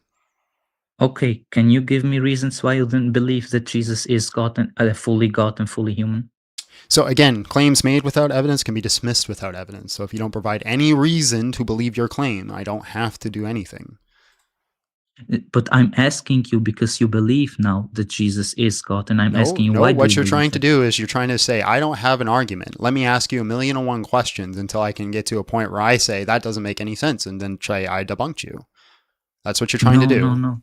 Yes. No. Yep. Yes. Can I give you? Look, for me, it's like I can claim now that God is all-knowing and God is not all-knowing, and you will say that is actually in a contradiction. But then I can claim because God is unique, that will stay be possible because he's unique in every single sense. Because something cannot be contradictory and true at the same time. So you simply stating God unique can doesn't because he's work. unique, absolutely. Do you see? It doesn't work. No, that doesn't follow, because for that to be like, say, hey, it's just unique, right? Then you have to say that the laws of logic are no longer laws.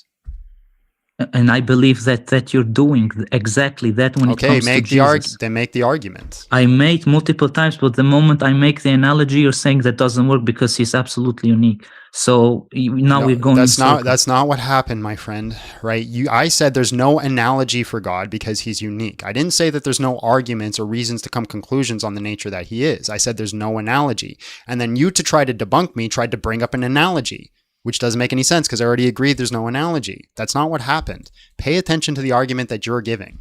I know more about your argument than you do at this point. Okay, then can you convince me why Jesus is God? No. Okay. Then why would you hold yourself this belief if you can't convince even me that Jesus is God? Because that's not the subject today. It's not that he can't. But it's fair to assume it. I mean, don't you want me to get to heaven, or don't you care at all? That's between you and God. Yes, but I'm now here. I'm interested. I want to know how these things work. Okay, Maybe accept Jesus Christ as your me. Lord and Savior. Confess with your mouth that he is Lord, and you will be saved. So go do that. I've given you the gospel. Yes, but you have to convince me why that is truth. I literally don't. The Bible actually says that if you give somebody the gospel and they reject it, to turn your heels up and kiss dust at them. I gave you the gospel. Do you accept it? Where did you give me it, and where did I didn't? Yeah, so confess. Okay, hold on. Watch. Confess with your mouth that Jesus is Lord and believe in your heart that God rose from the dead. Do you do that? No. Okay, you just rejected the gospel. Is that the gospel? That is part of the gospel. That's not the gospel itself. All right, man. Do you have an argument?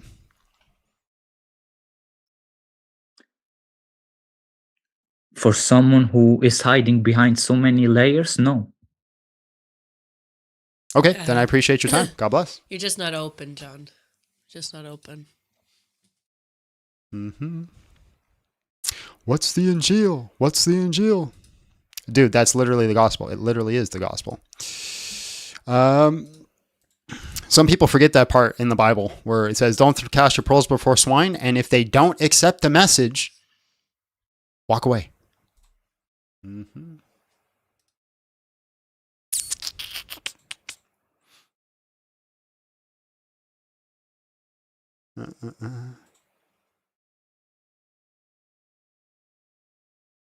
Oh my goodness. Well, we had a whole bunch of people in the queue, and then I brought them up, and then they didn't come up. All right, guys, today's topic is convince me to stop worshiping Jesus. If you want to do that, you can click the link.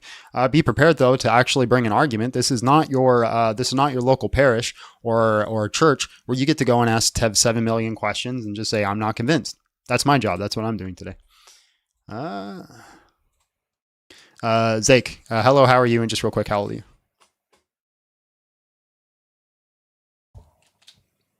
Going once, going twice, and he's out of here.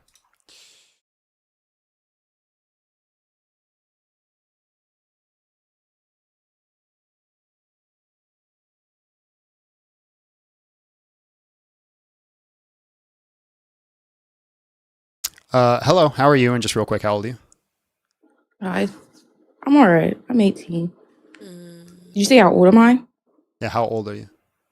I'm 18. When were you born? What do you mean? Like 2000, like a year? Don't feel right about it. I was a little suspicious. If it was a girl, maybe. Hello, how are you? And just real quick, how old are you? Assalamu alaikum. I'm 22. All right, man. Can you convince me to stop worshiping Jesus? Yeah, I guess if you believe in logic, or if you reason with logic. Okay, what are the 3 laws of logic?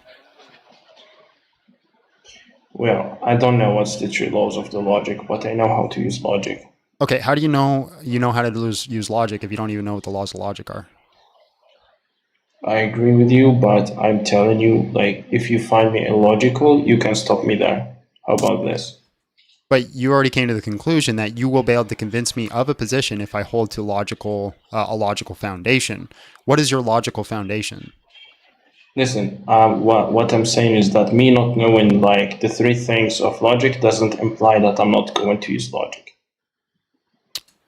That's Is this logical or not? Still the question. Yeah, you could accidentally stumble into how logic works. That's a possibility, sure, but probably not the case. Well, if you don't want to continue with this conversation, it's totally fine. I can go I and didn't learn about say the that. laws of logic and come back. This is part of the conversation. My question remains: what foundation are you using for logic if you already know that I'm going to come to your conclusion if I use logic? Yeah, because it's logical.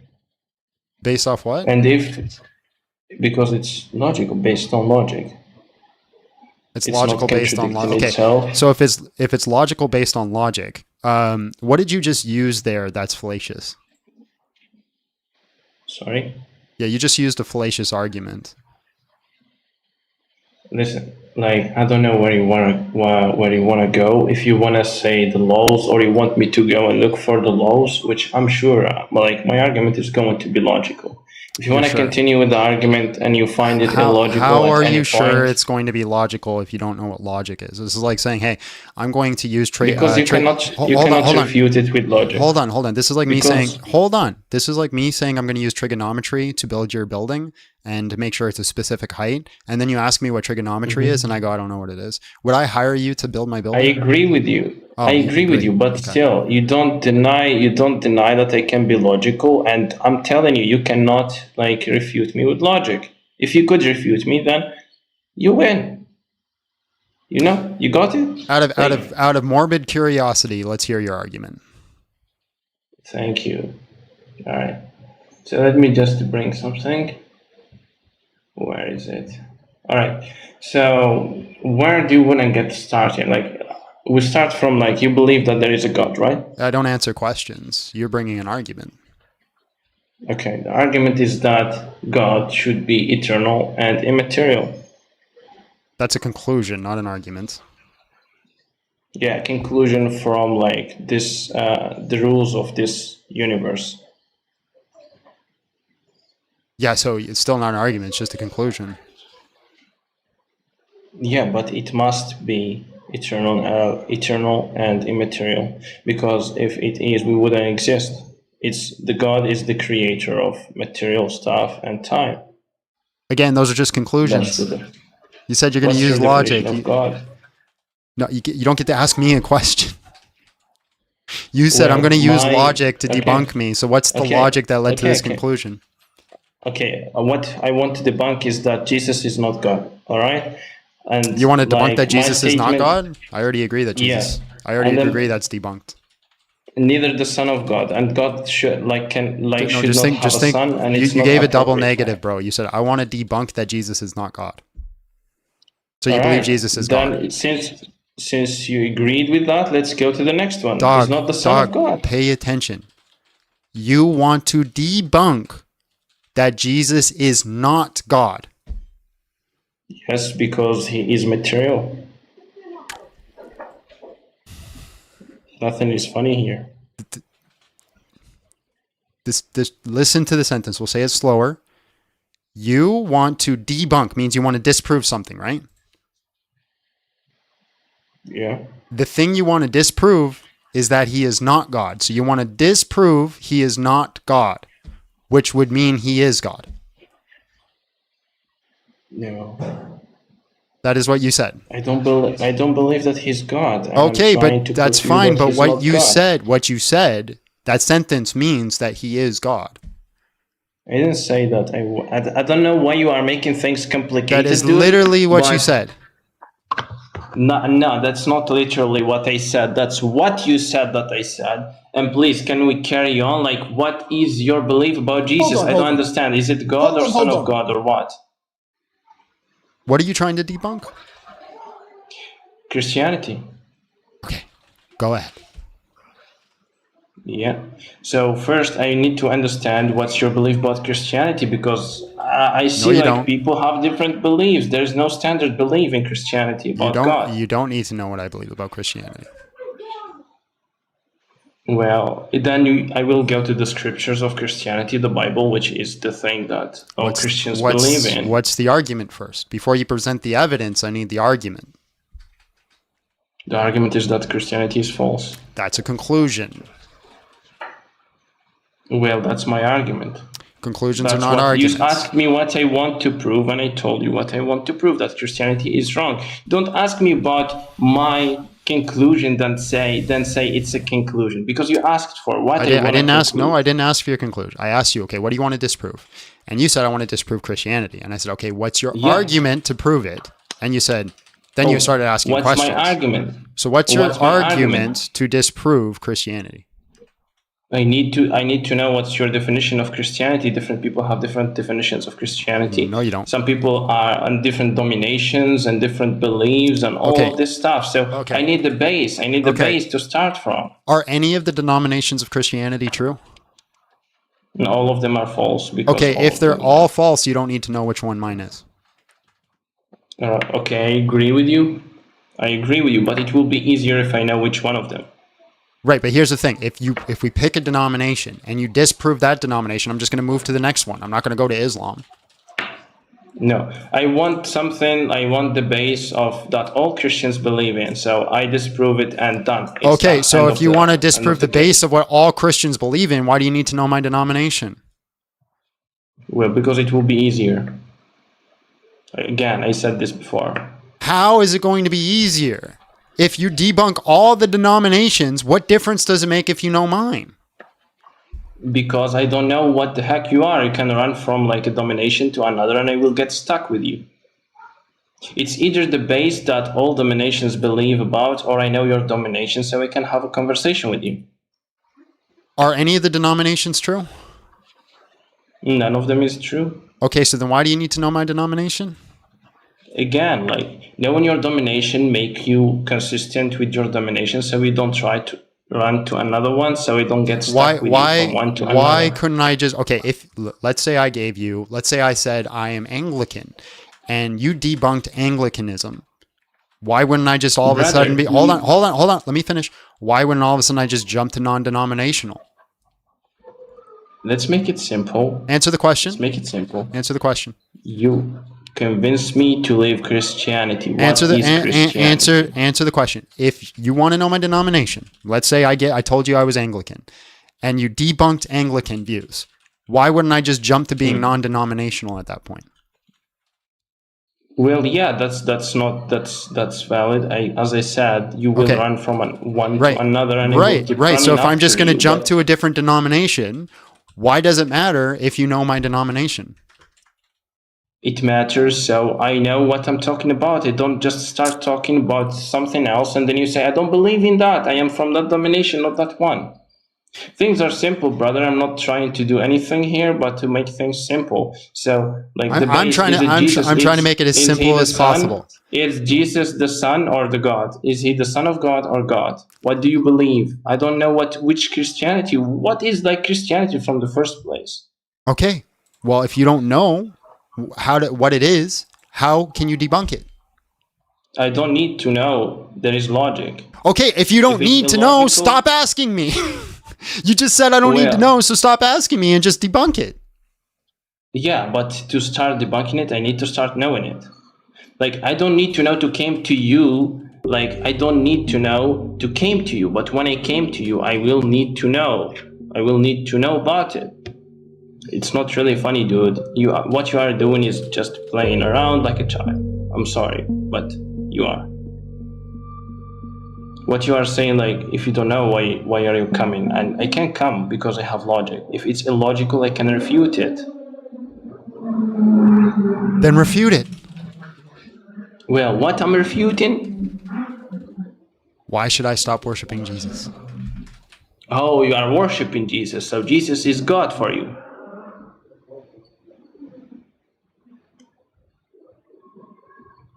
Right? So Jesus is God for you. Listen, if you have questions about Christianity, I could recommend you a church to go ask your pastors. No, not funny at all. Like, I'm trying to understand what is your definition of Christianity. You Okay, said you. watch this. Why? Watch this. Don't Watch let this. me finish. No, no, no. Let I'm me not gonna let finish. you. I'm not gonna let you finish. No, I'm no, not gonna. no. No, you're gonna let me finish. You're gonna let me finish. Yeah, exactly. Childish. All right, so Childish. I'm not going to answer another one of your questions. What is your argument? All right. You worship Jesus. You said I worship. Why should I stop worshiping Jesus? All right. Why you should stop worshiping Jesus? Because Jesus is a human being and he's material, and God cannot be material. Jesus is not eternal, and God should be eternal. Must be eternal. Those are conclusions. Argument. That's why you should not. Why you should not? It's because he is material. And he's gone. He's going to use logic, ladies and gentlemen.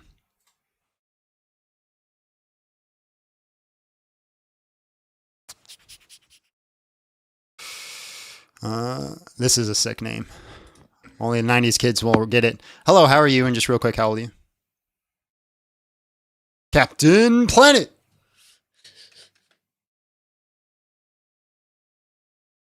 Captain Planet. I'll leave you hanging. Captain Planet. My goodness, somebody said I was running. Someone opened up their mouth today. He's running, you see. Just had a little something to say. He's running, you see. Not a fist, not a threat, not a sword. He's running, you see. Oh. Just a word. I forgot to turn on my cooler for my camera. Oh no. Gonna be okay? I'm going to switch to you for a second. Okay. It's me.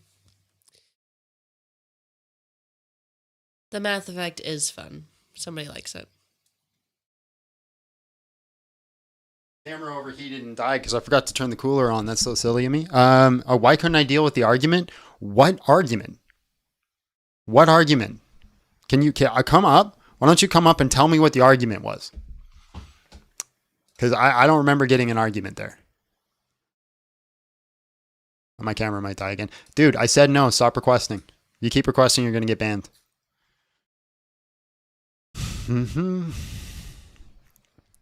I'll never get that. People, when you say no to them, they keep coming back up and up and up and up and up.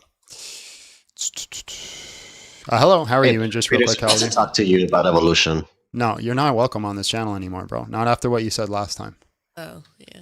Why don't you just... I did ban him. He made a new account. He's a butt. And listen, we engaged with you in good faith and good conversation, and you decided to cross the line.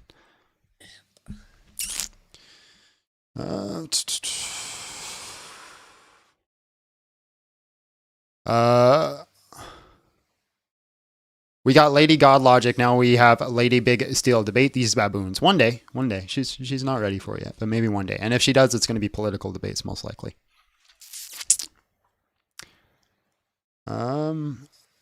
Block account. Yeah, dude, you don't get to come up on live and say the thing that you said last time and get to come. We welcome back. At all. No doesn't mean. Well, he wasn't a Muslim. That guy was an atheist. Yeah. That guy was an atheist.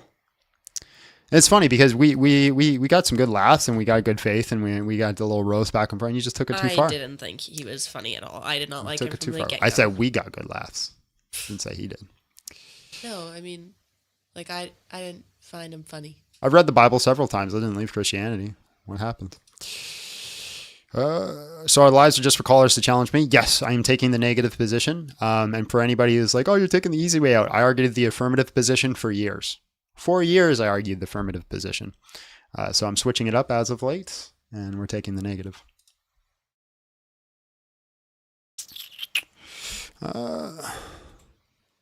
Luke, hello, how are you? And just real quick, how old are you? All right, man. Are you able to convince me to stop worshiping Jesus?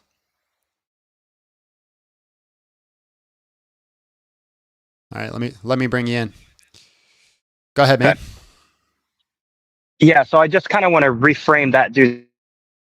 Oh, we lost them. As soon as I think we're going to get a good faith conversation, we lose the internet. Why is it people who want to have good faith conversations always seem to have bad internet? Always seem to have bad internet. I know they don't have sound. I keep them on mute until I can confirm that they're probably going to give an argument. Unless they come on TikTok. I don't have the option there. Luke, we don't have you anymore. We lost you completely.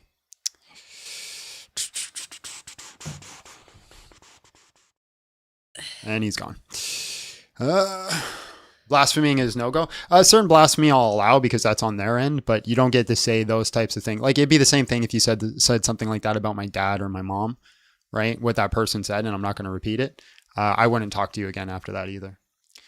You get it fixed there, buddy? Yeah, can you hear me? Yes, I can hear you. Go ahead. Okay, so basically, I was wanting to piggyback off of the argument that Muslim was making earlier.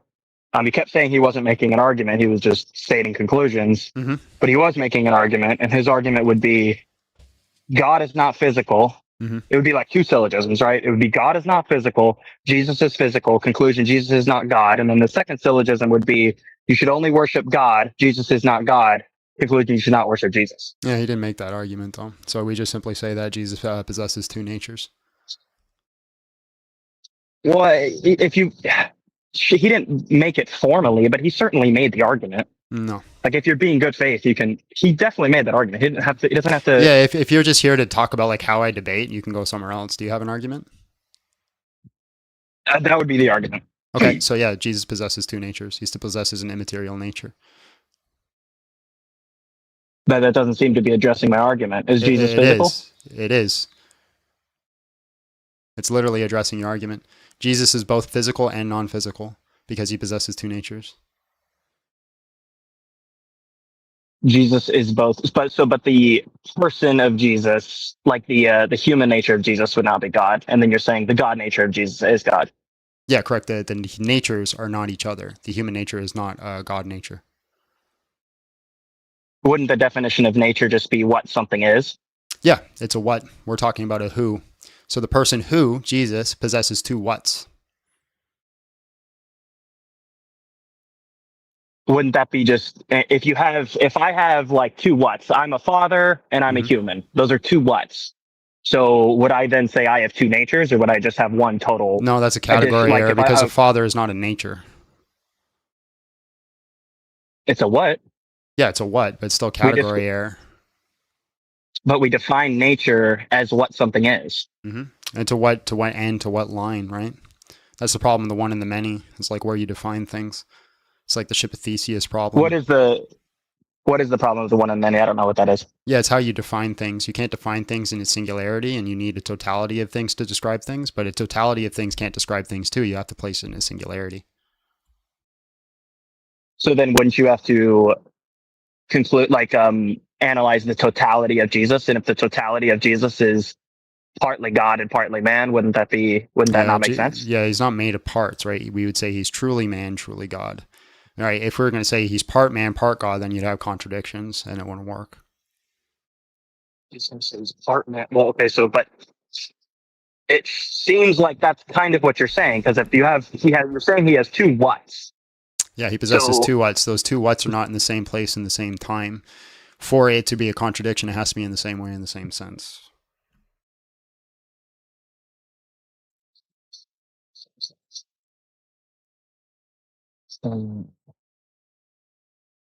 So the natures do not subsist in Jesus at the same time?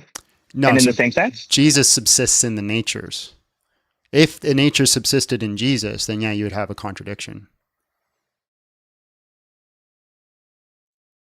So you're saying, okay, so the issue I'm making is I'm a human. I lie under the umbrella of the category of human. Human is not under the umbrella of the category of me. Yeah, a person is an individual substance that's in line with a rational nature. So we say the person of Jesus, the who, right, is in line with two different rational natures.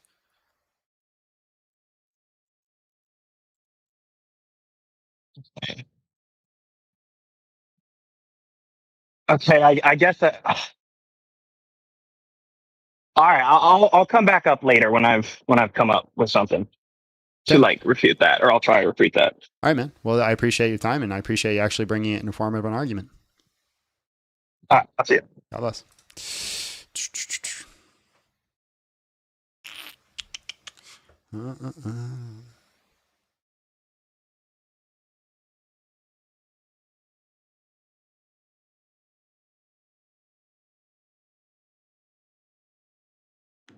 Hello, how are you? And just real quick, how old are you? Good and 30. All right, man. Can you convince me to stop worshiping Jesus? I'm going to follow up on the last guy's argument. The one point that he didn't push was that Jesus was sent by the Father, by God. Yep. So that would be one aspect that could not be the same. One aspect of divine authority that would not be the same. Therefore, they could not be the same beings. What? Jesus was sent. Did Jesus send? Jesus sent the Holy Spirit. What? Jesus sent. You asked if Jesus sent. Jesus sent the Holy Spirit. Okay. Did Jesus send himself? Well, he said that no one lays down my life. I lay it down. I pick it up again. There is an aspect of his will being incorporated in there, but we'd say that Jesus was sent by the Father. There we go. So there's one aspect that the Father has that Jesus doesn't. Therefore, they're not the same, 100% the same being, entity. Again, power. that doesn't logically follow. They're not the same divine. Yeah, can you make the They're argument? not the same divine authority. There's one authority that the Father has that Jesus doesn't, and that's that Jesus didn't send himself. What is a divine authority? An authority that is divine. I feel like that's fairly understandable. Oh, well, then why did I ask? Because you didn't understand it. Oh, but you said it was understandable. It is for probably most people. Okay, so if it's understandable and I don't understand it, you just simply saying it is understandable. Does that help me understand it? How about this? Worship is reserved for the highest. Hold on. Don't run from the question. If you just simply say it's understandable, does that help me understand it? Probably not for you, no. Not in a negative sense. Oh, okay. Okay. Yeah, so then what exactly is a divine authority? Well, my claim would be that worship is reserved for the highest divine authority. Yeah, you just say it's reserved for the highest divine authority. What is a divine authority? God. Okay, so divine authority is just equal to the nature that is God? Yeah, that's a fairly good understanding, yeah, I believe. Okay, so then what the hell are you talking about when you say that the Father sent Jesus, therefore the Father is God and Jesus is not? Because you just said divine authority is just equal to the nature of God? To the nature of God, okay. But there's one sense that God, the Father, has. There's one aspect of. But you just said divine authority is equal to God. So now are you saying it's not equal to God? It's something that's separate? You're saying that the Father possesses it? That was your definition, by the way. I didn't say that. No, I asked you and you said yes. So then that means it's your definition. Okay, sure. There's one aspect of divine authority that Jesus did not possess. So what is a divine authority again? If the Father possesses this aspect of divine authority, what is divine authority? Divine authority is the nature of God, like you said. Okay, so it's just equal to God? So then when you say the Father possesses it? Equal to God and the nature of God, is that not two different things? So you're saying the Father possesses the divine authority. You're saying the Father possesses the Father because you said it's equal to the nature of God. The Father is equal to the Father? Is that what I just said? Is the Father God? Yes. Okay, is the divine authority equal to God? Equal to the nature of God. Okay, so so if the divine authority is equal to the nature of God and the Father is the nature of God, then it logically follows the Father is the divine authority, and so you're just saying the Father is the Father. This is Leibniz law. In the same sense that Romans was written, it was written in divine authority. What is a divine authority? The nature of God. How are we? Okay, so the Father possesses the Father. We've gone full circle here, man. You're concluding something right there. That's not accurate. I'm saying the nature of. What is the divine authority? That's like 2 plus 2 is in the nature of math. What is the divine authority? That's not saying 2 plus is 2 it in the like, nature of math, or is it equal to the nature of math? I feel like that's not a distinction worth even looking at. It's a big distinction. It's a huge distinction, because you say 2 plus 2 is math. It's just the nature of math. And if you're talking about like a rigid designator, right, then you have a problem with 2 plus 2 being identical to all mathematics. Then yes, I do have a problem with 2 plus 2 being identical to all of mathematics. So you're saying 2 plus 2 is all of mathematics? No, that's literally the opposite of what I just said. Okay, so then what is divine authority? The nature, the what? I feel like you're asking ridiculous questions right now to hide from the point that I'm making. No, you have not addressed that. You said the Father possesses a divine authority that the Son does not possess. I said Jesus was sent by the Father. Therefore, yes, there is one. Yes, Jesus was sent by the Father, right? And you said that means that the Father possesses one attribute that the Jesus does not, right? Right, because Jesus didn't send himself. So then that means divine authority is an attribute by some extent. What does that entail? What is that? By your definition. No, your divine definition. Authority is by your definition that you gave me. Divine authority is the nature of God. It was not my definition. I was asking you, and you said yes. That's not my definition. Okay, I don't hold to that definition. By my accepted definition. Okay. Is it your definition? Because I'm asking you to define what you mean by divine authority. What is your definition? That's what I need to know.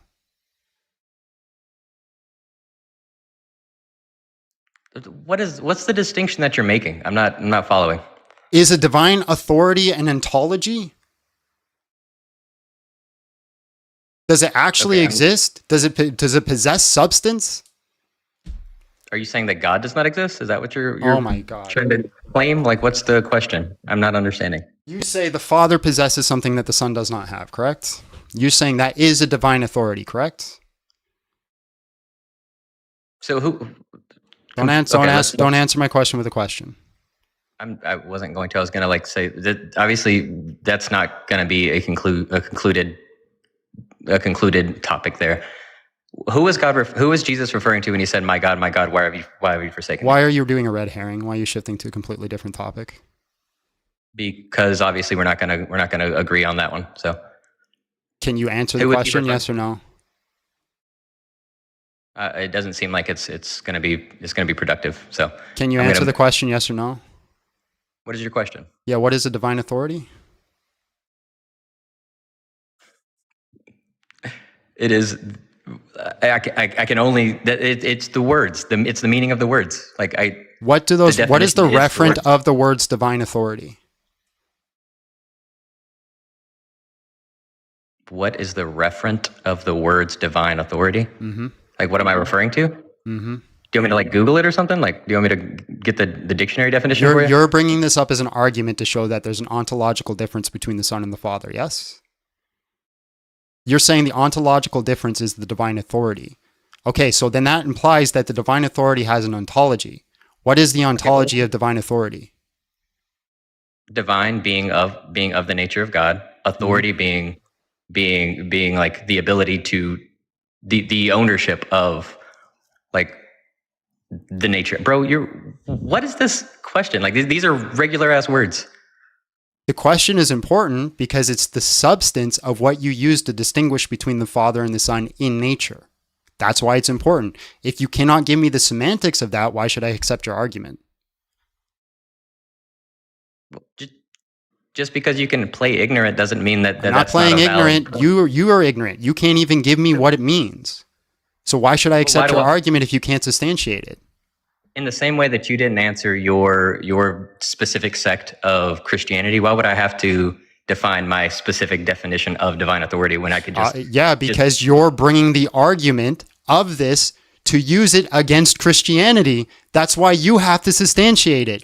I'm not bringing up an argument towards denominations. That's why. That's the symmetry breaker between the two. The goalposts are moving, but... The goalposts are not moving. You tried to move the goalposts, and I brought you right back. I specifically didn't move the goalpost. You literally did. You even said, I said, why aren't you answering my question? You said, because it's going nowhere, so I'm trying to go to a different topic. You literally admitted to that, which is the definition of a goalpost shift. All right, bud. Did you not do that? So in what way? Did you not do that? Yes or no? Are you going to refute my yes, argument? Yes or no? at all? Did you yes not do no? that? Are you going to refute my argument? Did you or not yes do that? Yes or no? Are you running? Yes. No, he is. He did do that. I'll answer for him since he 100% did did not that. Want to. He literally said that. Hello, how are you? And just real quick, how old are you? Hey, I'm 19. All right, man. Can you convince me to stop worshiping Jesus? I got a question first. Can you define what a Catholic God is, or like what your God is? Why'd you bring up the word Catholic? Or like, well, I don't know. Are you Catholic? Yeah, I don't share my denomination. Okay. What's your definition of a God? Yeah, we just say a being with max. What is the word I'm looking for? A being with max making properties. Max making properties. Mm-hmm. So like, wait. So hold on. Can you go a little farther on that? Yeah, it's just a being that has maximal to all logical possibilities. You can't get any farther. Unbound power. That's the word I was looking for. I got to mix up. So a being with unbound power. That's the word. Okay. Thank you, like Aaron. All like all loving, all powerful, and all knowing. So that would be the category. I'd say that God has the omni properties, yes, but just the simplest definition would be a being with unbound power. All right. So I know you've probably heard this argument before, but then why is there suffering if he's all powerful? That's a question, not an argument. You said I heard the argument before, and then you said a question. Oh, sorry. Well, all right, that's my question then. Why is there suffering if he's all powerful? I don't know. What? What? Huh? So wait, okay, you said he's an all-powerful being, and yet he still wants humans to suffer. I never said that, no. You asked, why is there suffering if he's an all-powerful being? I said, I don't know. And then you said, well, he wants humans to suffer. That's not what I said at all. It's not even remotely close to the conclusion of what I said at all. There's this thing that people do all the time. It's like they'll say one thing and they're like, so you're saying, even Abby pointed it out in the comments. Okay. My bad. All right. Okay, I'm just wondering, like, if he's all powerful and he's all loving, why doesn't he love us to the point that, like, well, there's no more suffering and we just live in a paradise? I don't know.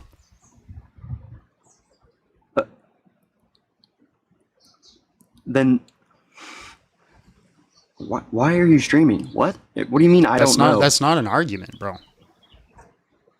It's a question, and I'm asking you to answer the question. Why do I have to answer your question?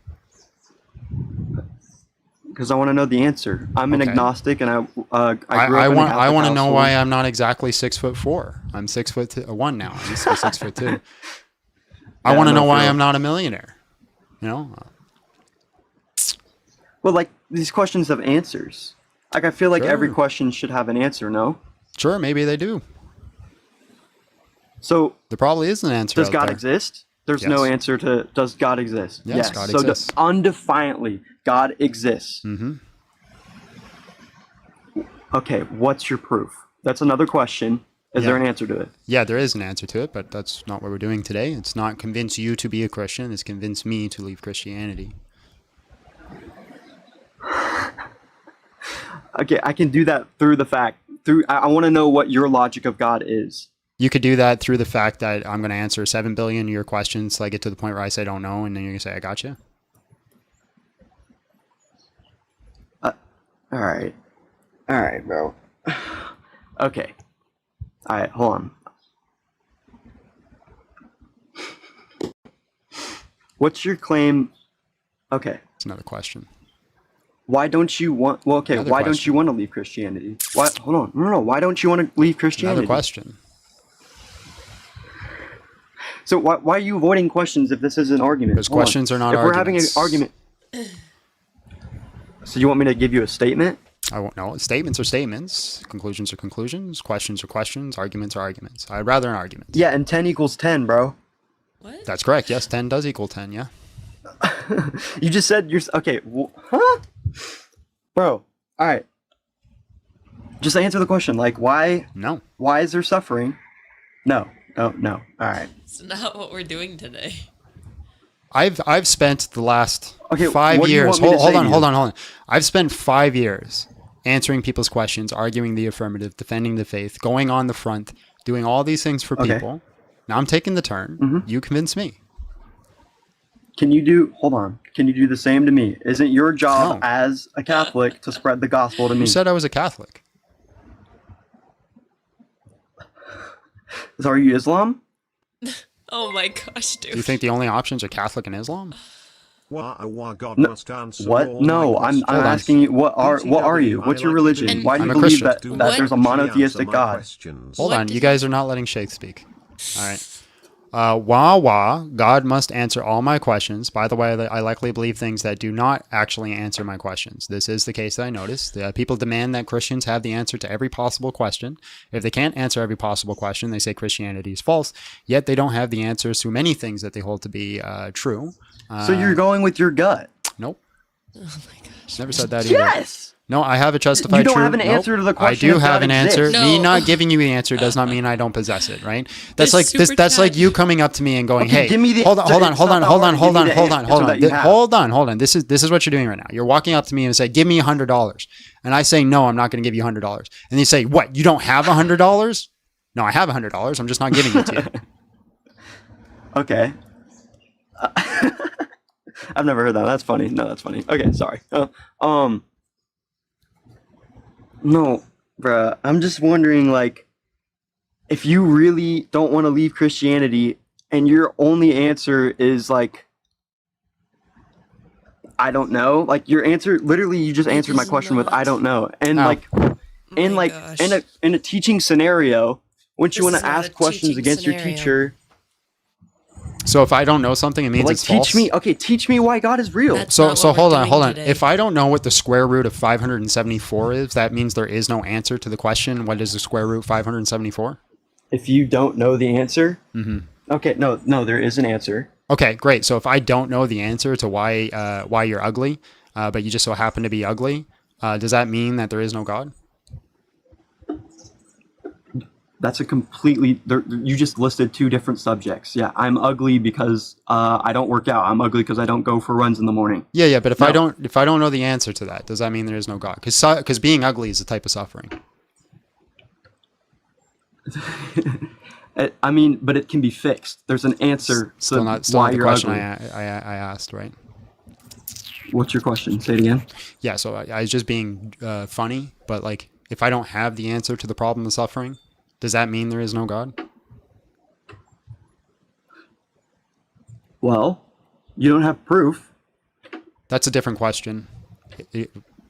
We'll You try haven't again. given If I me don't proof. have the answer to the problem of suffering, does that mean there's no God? If you don't have the answer to the problem of suffering, does that mean there's no God? Mm-hmm. Okay. Well, if you don't have the answer to any of the other questions that I have, does that mean that there's no God? Why are you answering my question with a question? You brought up the problem of suffering as an evidence against 'Cause you answered Christianity my and why question I with a should stop question. worshiping Jesus. So again, does your argument for the problem of suffering debunk Christianity? Okay. You want me to give you a claim? Is that all? I My just claim was that God is not all powerful. prove it. Why is there suffering? That's a question. So again, is your argument, Okay, if prove you it. can't answer my question, I'm right? Okay, all right, here. God, okay, he's all powerful, right? You said he's all powerful. Yeah. And he's all loving. He's all knowing. Yep. Okay, as a human, Mhm. he brings suffering into my life. Okay. All right? He brings suffering into your life too. At one point, you were atheist. Yeah. But then you came to God. Sure. I just want to know what your reason was that you came to God and why. What does you're that not have to do with suffering Are at you all? suffering anymore? Like, Yeah. I mean, I'm talking to you. If God truly loves us, Yeah. So again, If God I don't really know. loved Put suffering me, in our life. Why'd he Yeah, make yeah. the age Yeah. limit 18? Yeah. I don't know. Does that disprove God? Does it disprove God? Yeah, it disproves the claims that was made in the Bible. How? Because in the Bible it said he's omnipotent. Yeah. Yeah. So God is all the omni properties. You say there's suffering. So what? So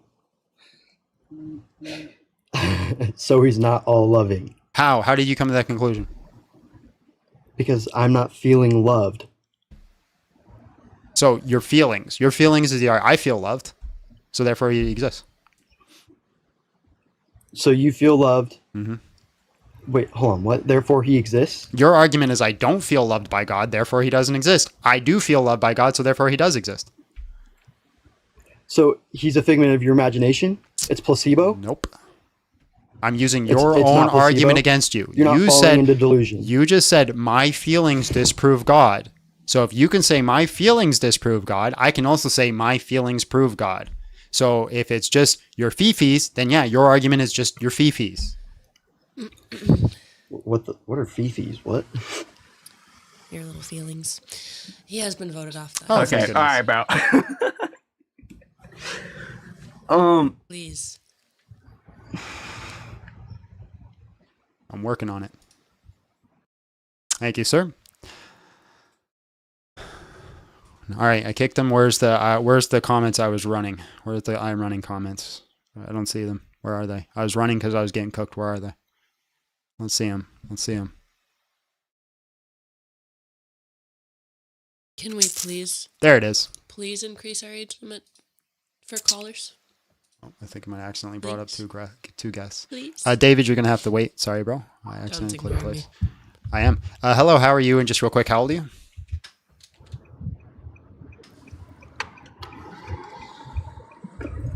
Going once, going twice, and sold. He's also. Yep. Yep. David, hello, how are you? And just real quick, how old are you? All right, man, can you convince me to stop worshiping Jesus?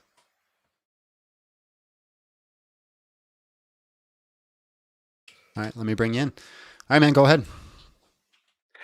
Yeah, so what I would point you to is maybe the shift from Christianity being like a Hebrew rooted movement to it becoming a Roman Europeanized, like institution, right?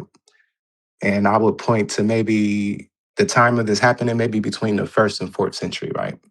So if you follow down this path, then it's going to lead you to examining, well, what do you believe? And does it fit the Hebrew original biblical movement, or does it fit the, Christian institution afterwards?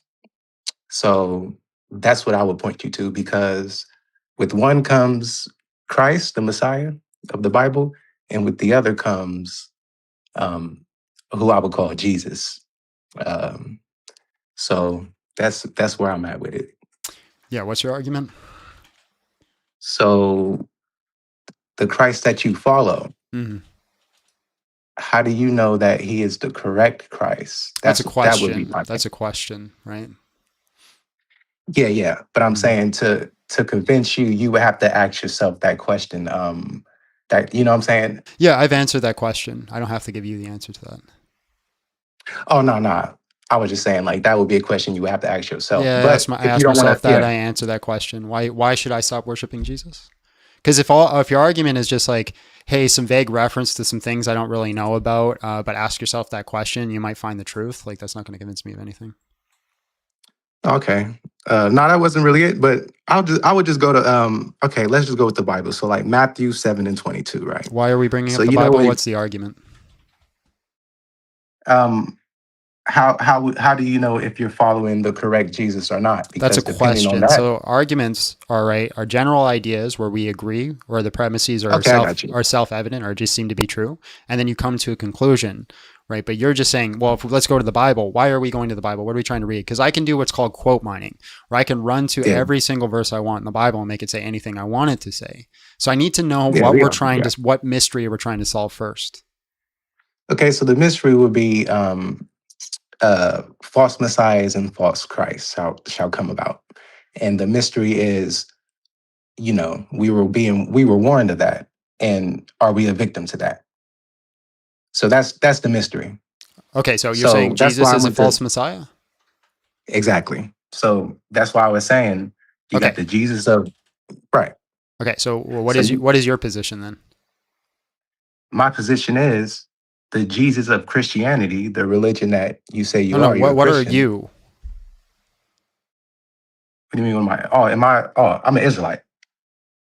Okay, but so Jesus is false Messiah. So you're a Hebrew Israelite, Black Hebrew Israelite? I'm just an Israelite. I'm Black. Okay, do you think Black people are superior to white people? Of course not. By any means? No, by no means. So Nobody's superior. So you don't think Black people are God's chosen people? Yeah. Yeah. Okay. So you're a Black Hebrew Israelite. Okay. So but Jesus didn't ask me that. Yeah. So you're dancing around the question. You knew exactly what I was asking you. Hold on. That was weird though, because you. So hold on. What? So yeah, we got the answer to the question. So Jesus is a false Messiah. What's the argument? Okay. Well, Matthew 7:22. There's going to be Jesus warned of false Christ and false messiahs arising, and he warns you not to follow them. You know what I'm saying? So how does that mean Jesus is a false Messiah if he's warning not to follow other false ones? Because later on, through the 1st and 4th century, through the Roman Empire, your life contains themes and may find some restricted hate speech and hateful behavior. I didn't even say anything. My life was just restricted for hate speech and hateful behavior. I assume it's because you said the color. I'm gonna restart my life. I'll be right back.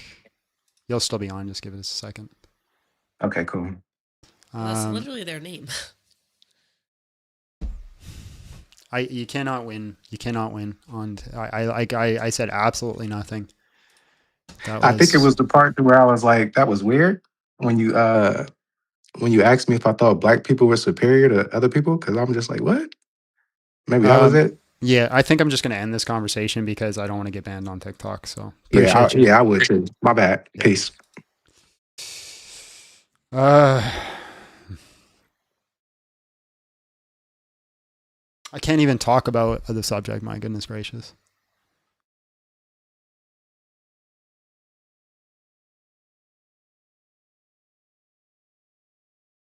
What am I supposed to say? I need a list of words that you cannot say on TikTok. Green light. Sorry, I didn't mean to bring you up. You'll just have to wait for this person. Hello, how are you? And just real quick, how old are you? Yeah, 30. Right, you got a lot of background noise, man. Yeah. What's up? Dope. All right, man. Can you convince me to stop worshiping Jesus? Yeah. Okay. Yeah, the argument is that you're worshiping a false god. That's a conclusion. The claim, yeah. The argument is that, you're worshiping someone who does not deserve to be worshipped as God because he says he's not God.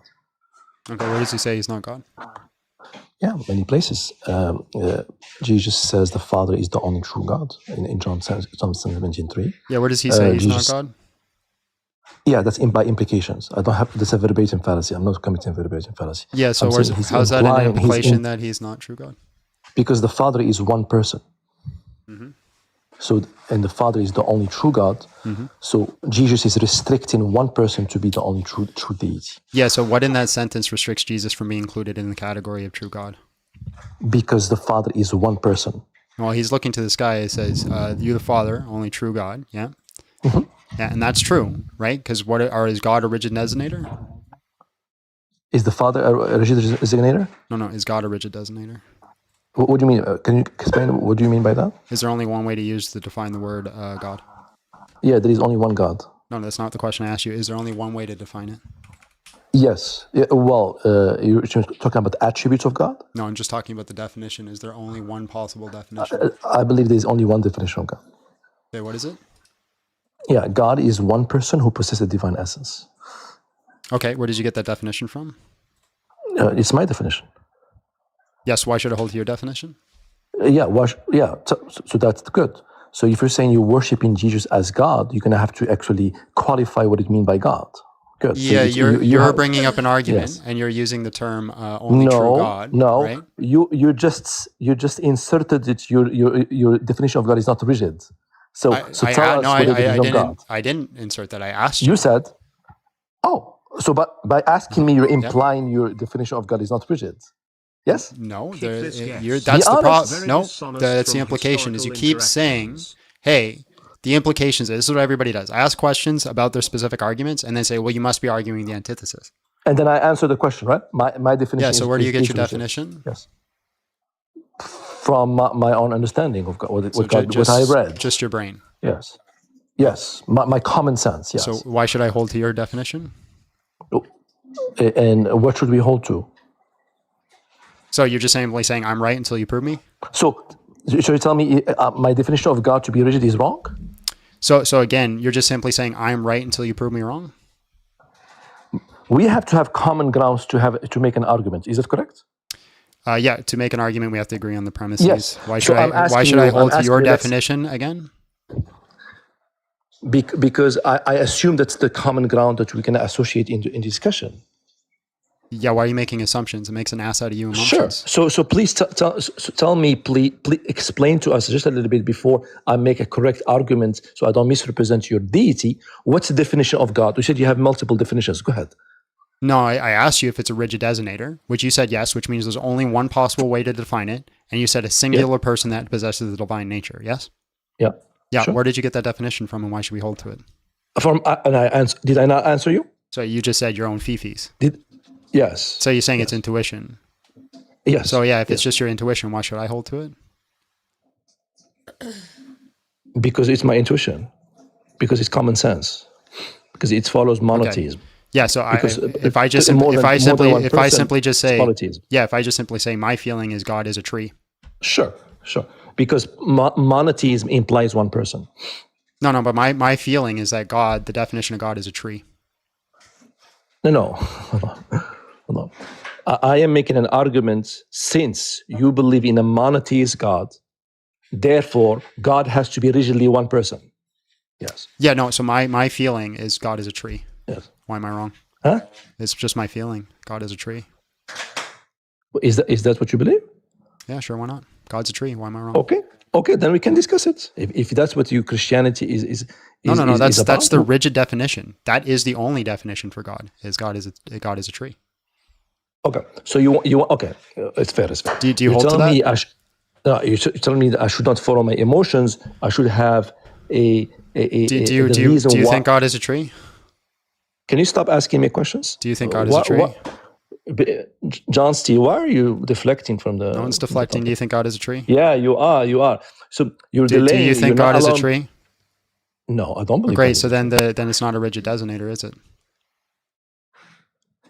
I never said God is a tree. Yeah, I agree. Do you know? I agree. You never said that. Means? So therefore, the term God is not a rigid designator. Okay, I'm going to teach you as a rigid designator, so I can teach you. What does it mean? Right? So rigid designator means God's definition changes. Right? Depends on context.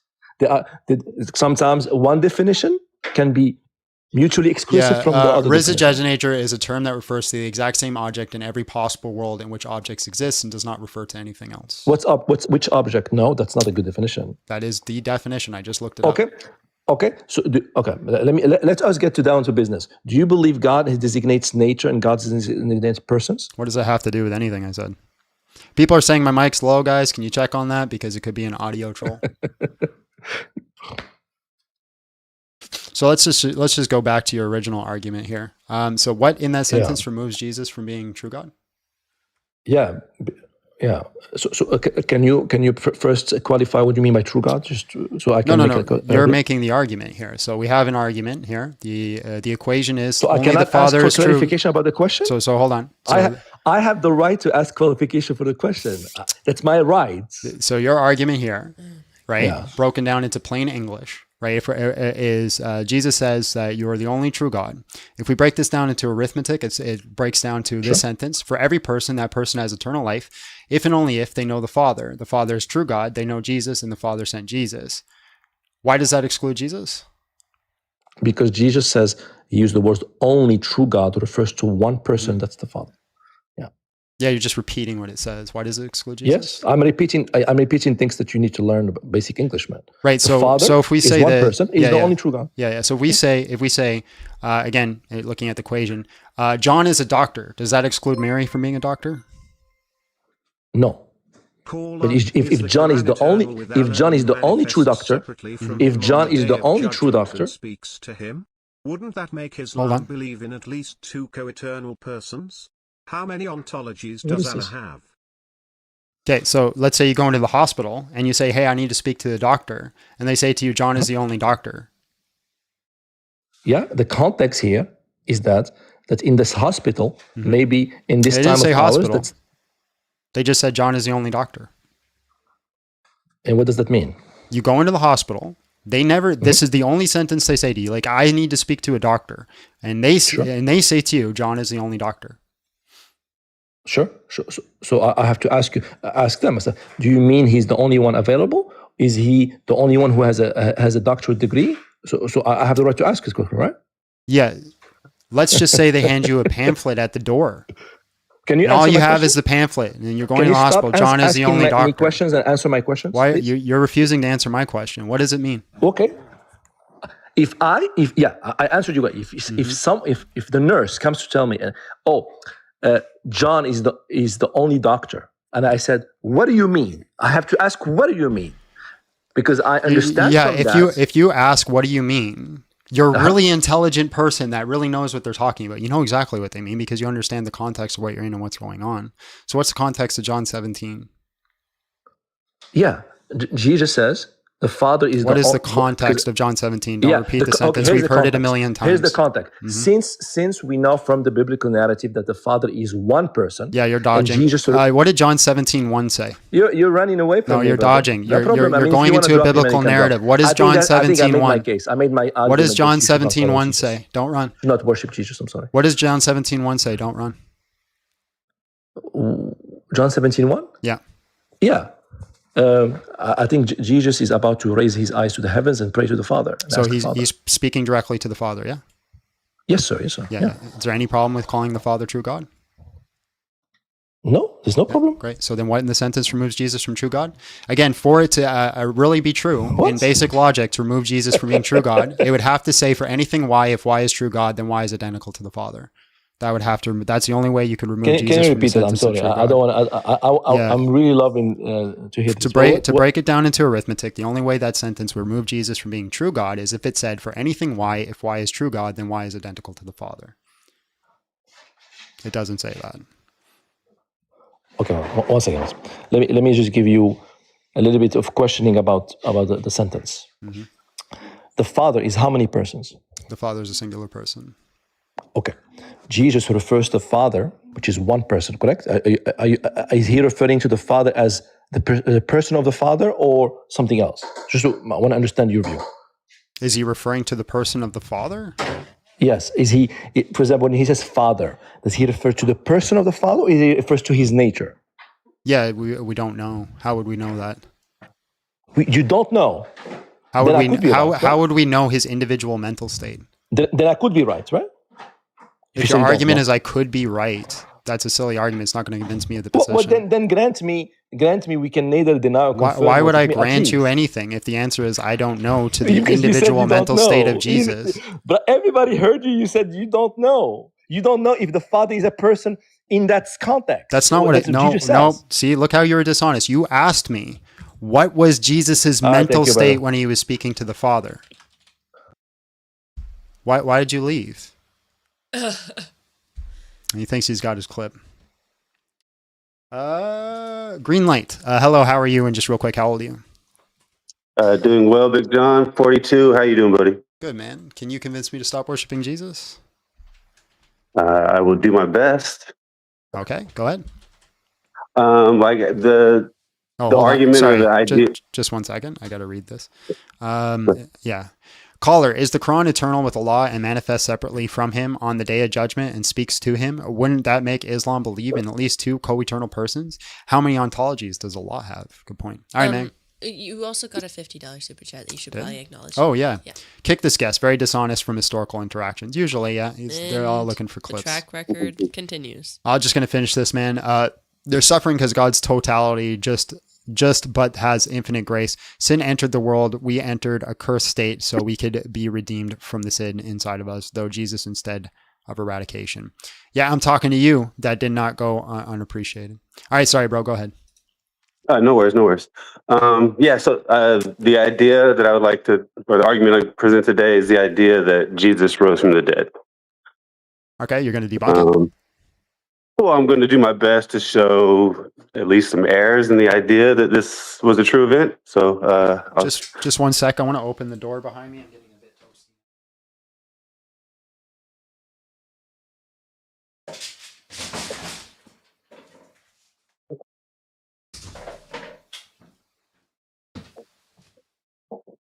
I'm doing that because I think you're actually going to make an argument, and so I didn't want to run away from you halfway through. Go ahead, man. Appreciate it. All right, so the idea that Jesus rose from dead, I'm assuming you accept this and you're willing to acknowledge that you accept this because you accept the personal testimony of the eyewitnesses. Correct. All right. Well, just focusing on Matthew, is it your understanding that Matthew was the eyewitness and the author of Matthew? Yes. Okay. Is it in the preface to Matthew in the NSRV? It acknowledges that the authorship is unknown. Yeah, there's a difference between internal and external anonymity. Which one are you referring to? Ooh, you messed me up with those big words. I'm not sure. Yeah, so I'll explain the difference. Internal anonymity is that inside the text, it's technically anonymous by its internal standards. So it's never attributed to I, Matthew, wrote these things, right? So that's technically eternal anonymity, very similar to the Life of Plutarch. Life of Plutarch, written by Plutarch, he never says, I, Plutarch, wrote those things. There's an eternal anonymity. External anonymity is when the outside sources understood who the author was, regardless of the eternal standard.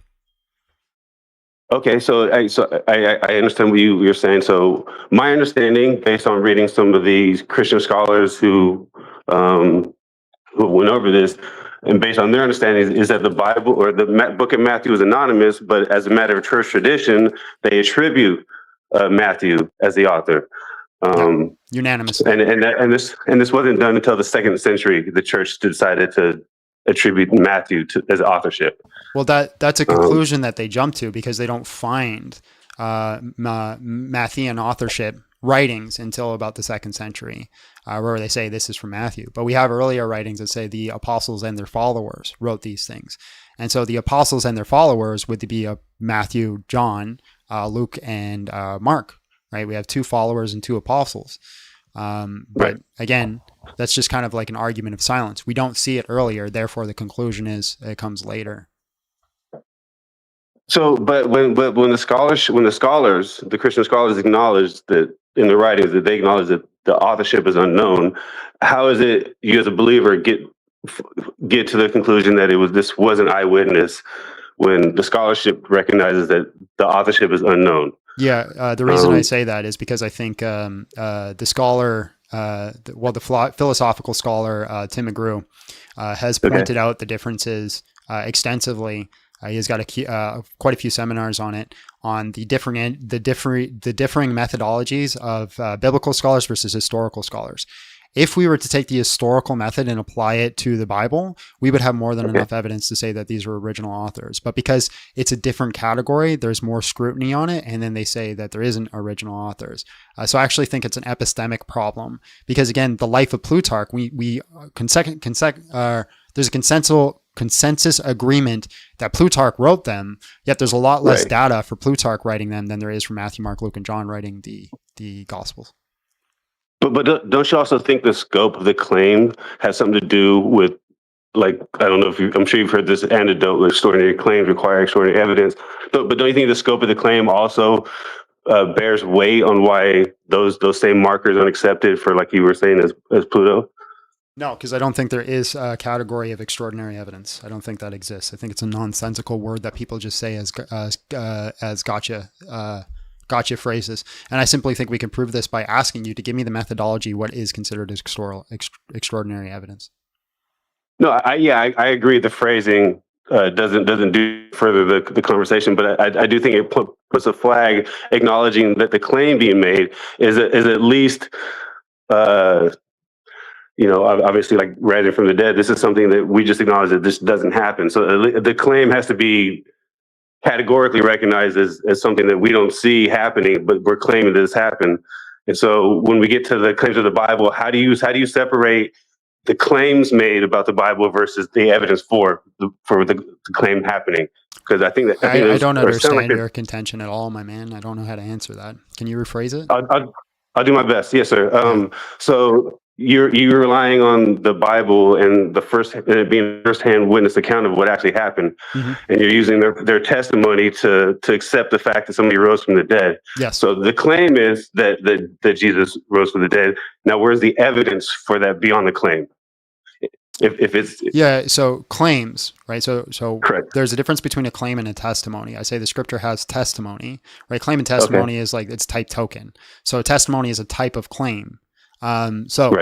Inside the scripture itself, the testimony is the evidence. Inside.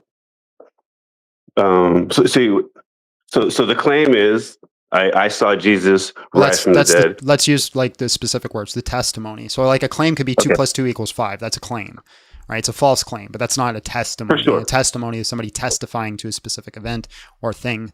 So the testimonies in the scripture we have 21 people claiming or giving testimony to their witnessing of the resurrection of Jesus. Right. Okay, so by using your barometer, would you not then be obligated to accept testimony of other people and their experiences? Yes. Oh, okay. So you would. So as of right now, like, would you accept the people who have their testimony of like alien abduction? I don't know. I'd have to examine the testimony. Because like that's fair. A piece of evidence is a piece of evidence, raises the probability of something being true. Not all evidence is the same, right? So that's like true. Not all blood splatter is the same, just like not all testimony is the same. So you simply walking down the street saying aliens took me up in the sky, I don't think is going to be convincing enough for me. But if there's like 21 of you that give really, really good corroborating reports, that know things you shouldn't know, that have like these principles, like the principle of embarrassment included, that you start recording things. And the bare minimum I'd have to say is like, well, you guys genuinely believe that you're abducted by aliens. And then I'd have to start putting hypotheses on the table saying, well, what's the best explanation for the data? If I go through everything and the only conclusion I have left that actually explains all the data is you were abducted by aliens, I'd have to say that's probably what happened. Interesting. Okay, so this is another interesting flag point. So you're saying that personal testimony is good enough for you to accept the claim that not just that somebody rose from the dead, but that they could have been abducted by aliens. Testimony is literally how 99% of the people in the world believe 99% of the things that they believe. That's a pretty strong claim. I don't have the evidence refuted, but I would say I'm skeptical at least that is inaccurate. But so I'll give you a standard. I don't want to get into a debate of it, but I'll kind of show you, unless you're like the exception. Do you believe in evolution? I currently accept the model that explains evolution by natural selection over. Can you give me the evidence? So can you give me the evidence of evolution without using testimony? The fossils, DNA. No. You're giving me testimony towards those things right now. Can you give it to me without using testimony? Can I share the data with you without talking? Is that? I'm not sure. Yeah. Can you give me the data without using testimony? Can I give you the data without? I think so. Yeah, I think data can be presented with no words. Okay. I think, I you could turn on your camera for me and show me the data.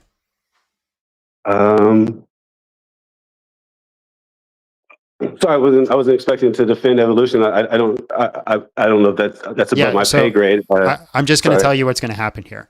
What's going to happen is even if you turn on the camera, you're just going to show me the testimony of the scientists who've looked these up, right? And the data points that they found. You're not actually going to pull out, like, you're not going to open up your camera and show me 2 bones and I'm going to see evolution, right? That's not going to happen, right? For me to believe in the standard, or for even you to believe in the standard, you're going to you trust the testimony of the experts in the specific field because they have studied it. You didn't go out and dig up bones and look at the DNA and look at the carbon dating, and you didn't do any of those Correct. things. Oh, correct. Yes. Yeah. No, for sure. Okay. So are you accepting by nature, I am accepting somebody else's data, or the fact that they're sharing the data with me via communication, that is them giving me their testimony, I guess? Yeah, Or is that what you're equating this to? Yeah, you're trusting the testimony of the, like, this is even a thing in court. Like, you bring in an expert witness to a specific thing. That is still testimony. Right. The only reason you believe in evolution is because the experts have studied the information and they give you testimony about the data.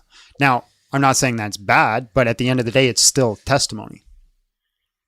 Yeah, but you wouldn't say that the people who accept the testimony are accepting the personal test. You would say that they're accepting the evidence and the personal test. They're using the medium of verbal communication to express the evidence, and they're accepting what they're finding. They don't know the evidence. They are trusting that when the doctor says that this is a tissue from this period and we did carbon dating, which came to that they all actually did all those things. That all that data is something that they discovered and put on the piece of paper, right? For all you know, when you read read a peer review paper, for all intents and purposes, all of it could be made up in BS.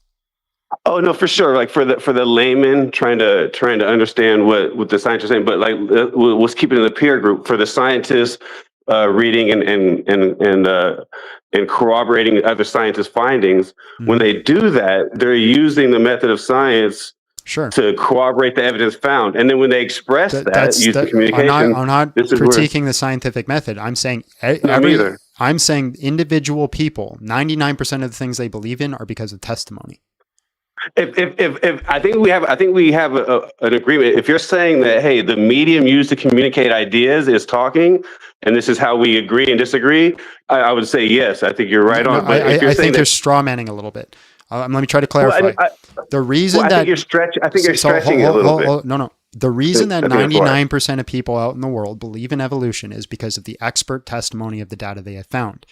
99% of people did not go out, dig up bones, examine the carbon dating, examine the DNA, did not look at it themselves and come to the conclusion. They have to trust the testimony of the experts. Other experts can corroborate with them. That's just more testimony.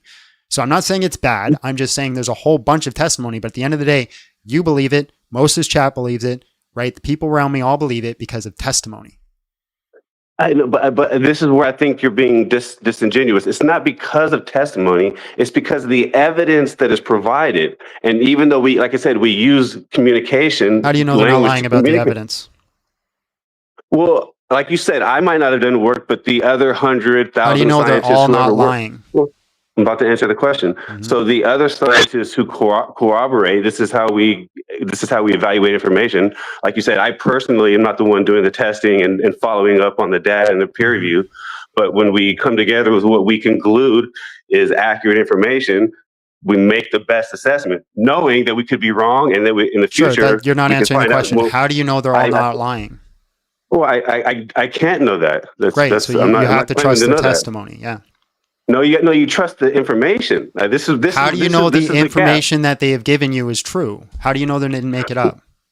Well, because if I wanted to, I could take the time to do the study and get the research and get the Did you go do correct academic to find that out. Did you go do it?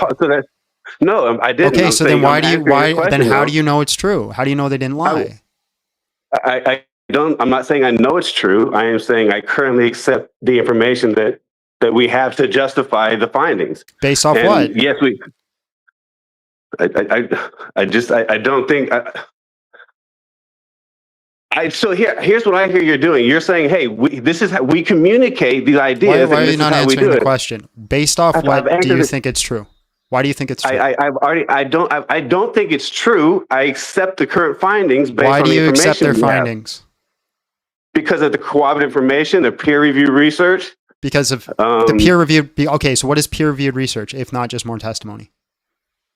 Well, it's people explaining the evidence that they found. Testimony. How do you know they didn't lie about the evidence? I just acknowledged to you. I'm not saying I know for sure. This is outside of my field. I don't know for sure. I currently accept. So you accept it based off testimony? No, I accept it based off the evidence provided. What did you get if not testimony? I think we've gotten stuck here a couple of times, and because you're refusing to engage, man. You did not look at any bones. Did you dig up bones yourself and look at them? I've already acknowledged this. This is just repeating a point already acknowledged. You keep saying I trust it because of the evidence. Did you dig up the bones? Again, no, I did not dig up the bones. Did you look at the DNA? No, I did not look at the DNA. Did you study the fossil record? This is a long list of no answers. I don't great. Know. So then why do you believe it? Because this is the best current model we have that explains the evidence. Who told you it was the best? How did you come to the conclusion it's the best model? Well, I personally didn't do the research, but I'm accepting the findings that the other people in the research, just like when I accept the findings of the scholarly method. Okay, so the testimony? No, I'm accepting the research found and explained. Okay, so then you looked at the evidence yourself. We're going to go full circle again. You said I accepted the evidence. Did you look at the evidence? I personally did not dig up the bones. No, sir. Okay, so then what are you accepting? The evidence found. What evidence? I'm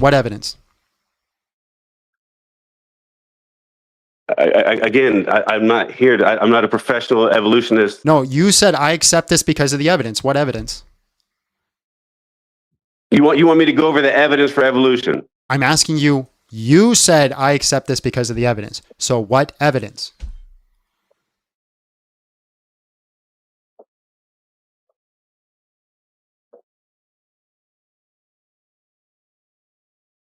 Yeah, I don't know how to go. I'm not a professional in this field. You don't have to be a professional in this field. My whole argument, the basis of my argument is that most people accept things on testimony. I'm not talking about the experts. Why do you accept it? I agreed with you a long time ago that yes, we communicate ideas with language. You're straw manning my position. Why do you accept evolution? Why do I accept evolution? Mm-hmm. Because the experts have this is where the experts lied, and I don't have time to study it myself, so I'm trusting the experts. Great. So you trust testimony. You believe in evolution because of testimony. No, I believe in the scientific method, and so when they come up with conclusions that are repeatable. How do you know they didn't lie about the scientific method, or not the scientific method? How do you know they didn't lie about the data they incorporated? I've already acknowledged I don't claim to know this to be true. I've accepted the current then you believe it because of testimony? No, I believe it based on the experts' findings. Which is what? A testimony. You're trusting that they told you what they found is true. Based on the research they can provide. My boy, I don't understand why this is difficult. Okay, so when you look at I don't really know how you're not getting this. You look at a peer-reviewed paper. The peer-reviewed paper says I'll shut up for a second. Peer-reviewed paper says these are the data. Stop talking for a second. Peer-reviewed paper says these are the data points. Says this. This is what we found here. This is what we found here. This concludes this. We did carbon dating here. The carbon dating equaled this point. How do you know they didn't make all of that up? Because those points can be those points, those data points can be found using the same method by other scientists. Okay, did you go out and do it? And came up with the same conclusions. Great. So another scientist. That's how it's done. Great. So another scientist went out and did it. Peer reviewed. Got it. Did you do it? Right. No. Okay. So then, how do you know the second? Then how do you know the second Great. So then, how do you know the second scientist isn't lying? How do you know that the third, fourth, fifth, sixth, seventh isn't lying? I've answered this question 30 times. I don't know what point you think you're making. The only reason you believe in evolution is because of the expert testimony. You have not looked at any evidence whatsoever, but you trust the experts. Again, it's not a bad methodology. I think it's a good methodology, but you need to accept the fact that you believe in most things in your life because of testimony. Yeah, but testimony data that can be checked out and revised. If I wanted to, I could go do the test. I could go find out the research and do it myself. Go do it if I wanted to. Go do it. Don't tell me what you can do. Just go do it. Go do it and come back to me when you get the information. Sure thing, buddy. All right, appreciate you. I look forward to seeing the next 15, 20 years of study that he does to come back with that information. All right, let's bring up the next. Actually, I got to use the bathroom. So, Abby, your yes, job dear. now.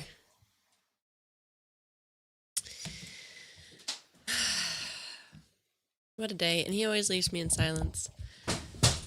I also need him to tighten this. Let's see if I can do it. We'll see. We'll see. Okay. We had a great weekend. We went to a wedding. There was ice cream. There was dancing. I got John on the dance floor. I did. He did the, what's it called? Like the electric slide? Where like, one stomp this time. Like that kind of thing. Apparently he's never done it before. And he did it. And he was like, this is the whitest thing I've ever done. But it was a good time.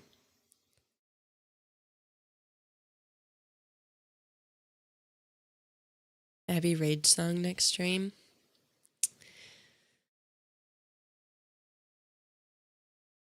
Some of these people. My favorite SG1 episode. I really like the episode where Colonel O'Neill and Teal'c get stuck in like the time loop, and then it's just amusing. They live the same day over and over and over again. It's fun.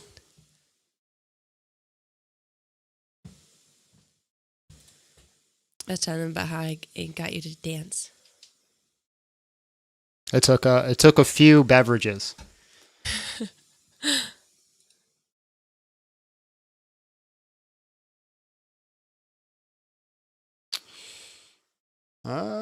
You don't have a mic connected.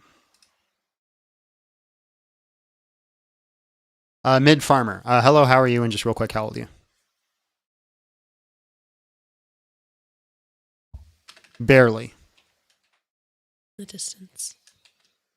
That's good. How old are you? Can you convince me to stop worshiping Jesus? No. Can you convince me to stop worshiping Jesus? Okay. All right. No. Oh, I need you to slow down, man. All right. Let me bring you in. What's your argument? Go ahead. Thank you so much. I believe that you could you tell me your doctrine in terms of origination of the persons? No. So I don't know your background. How would I argue against you? I guess you can't, can you?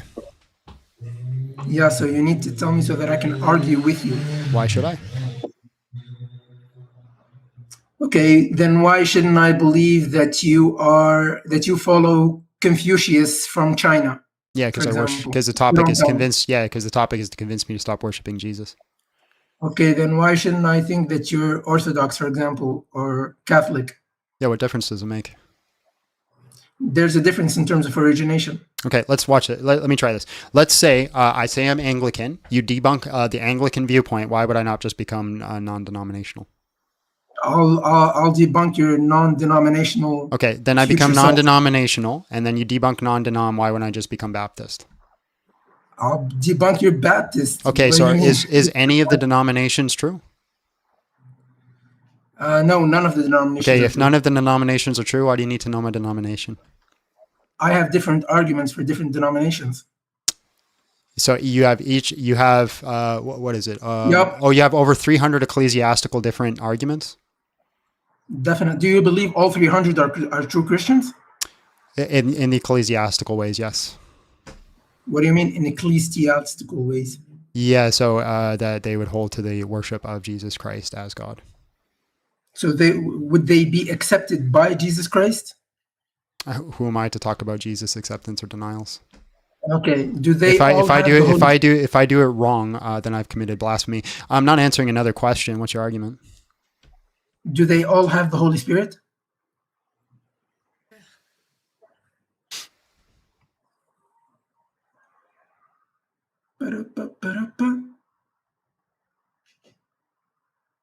Okay, you're not gonna engage. It's okay. you're going the extra mile just to make it difficult, but it's fine. I guess Questions are not arguments. Yeah. I guess I'll assume your doctrine, and then you can tell me, oh no, that's not what I believe, because you didn't tell me. So I offered you the chance to tell me, so that I wouldn't mischaracterize your position. But it's fine. You want to play hard to get. Okay, so in terms of origination, you believe that the Son comes forth from the Father. That's a he is question. What's your argument? I didn't ask. I'm making a statement. You said your origination, right? You believe, and then you're making like this kind of like a rhetorical question here. It's a rhetorical question. Okay, allow me to finish. Allow me to finish, and there won't be a question mark at the end. Trust me. So the Son comes forth from the Father. The Father is the unoriginate principle. He has no beginning, no end. He is not begotten. The Son is eternally begotten. He is begotten, not made, so he is not created. The Holy Spirit, under mainstream Christian theology, comes forth from the Father as well, but in a different way. It is not eternally begotten. It is eternally spirated. Is that correct? Yeah, so you just you said, I promise you it's not going to end with a question. You literally just said that. Appreciate your time, bro. God bless. Okay. Broke his promise. I promise you it will not end in a question mark. I like this guy. We'll bring him back up again. Maybe he's got something new. Who is it? Shelby. He was the guy at the start of the conversation. Oh, we do like this guy. Oh, yeah, we're going to play that for everybody. Someone opened up their mouth today. John's just playing really hard to get now. What's up, bro? What do you got for me now? Hello. I got something crazy. Can I turn on my camera? I'd appreciate it if you didn't. I got a hard, fast rule on it. But why? Okay. Yeah, no problem. The last time joining today, I found a crazy argument that you cannot go against. That I cannot go against? What is it? Yeah. All right, here it is. With what Dan was saying, is this is an argument of silence. So we don't see anywhere in history the destruction of Pompeii being written down through Vesuvius. This is a huge event. Sure. Why don't we see that? But if we had accounts describing Pompeii around the time that happened, I already made a response video to this. Did you not watch it? No, I did not actually. No, I would like to watch it. You should go watch it, right? It's on my channel. It's What I Wish I Said, Jubilee, because I was so nervous. I forgot so many things and I just kind of blanked. And so I went over the things I missed. I know that you're on this. You're on your other channel, Big John Steele Talks Anything. Do we have to talk about Christianity related things, or depends? What do you want to talk about? Ooh, let's go for abortion. How about that? I'm gonna ask my wife. We don't have to. No pressure. See how it goes. Will we like you after? No, it's okay. If you don't want to go there. Well, here's the thing. I used to do abortion topic all the time, but we lost 2 kids, and then it just became sensitive for us. Yeah, absolutely no problem. Let's not do that. So if she's okay with it, I'm okay with it. She seems like she's okay with it. So if you want to go down that topic. Nah, I respect that. We don't have to go on that topic then. How about homosexuality? Sure. Okay, sweet. I might know. I'm going to get banned if I go down that path for hate speech. Oh, yikes. Yeah. Man, what are some other okay, yeah, let's do this. You mentioned this earlier, and I've been following this too, is Texas past teachings of the I'm sorry, I'm trying to do something on my laptop. I tell you what, why don't we do homosexuality, but not here on TikTok? Why don't you come over on YT right now? And then when I do the hangout, why don't you join on that, and I'll debate you on that one. Okay. Because then it's just YT only, and I could talk about it there. Okay, when's the hangout thing? Probably in 10 minutes or so. Oh yeah. Okay, yeah, that works. Is your Big John? Is it the same thing on YouTube? Yeah. All right, sweet. I'll do that then, and I am sorry for your guys' loss on that. That's excruciating. So thank you. But why is is it excruciating? I don't think Shut they're up, Abby. human in the womb. All right, let's Am I wrong? let's get one more in, and then we'll bring him up, and we'll go over to YouTube only and do that topic.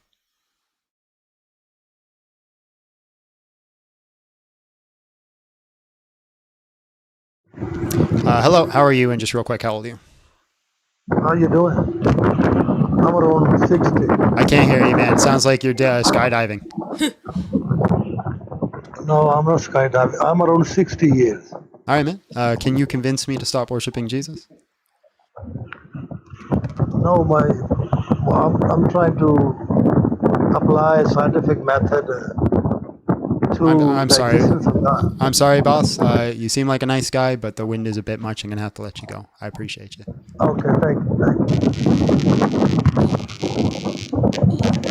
Not only is a wind, he's being electrocuted too.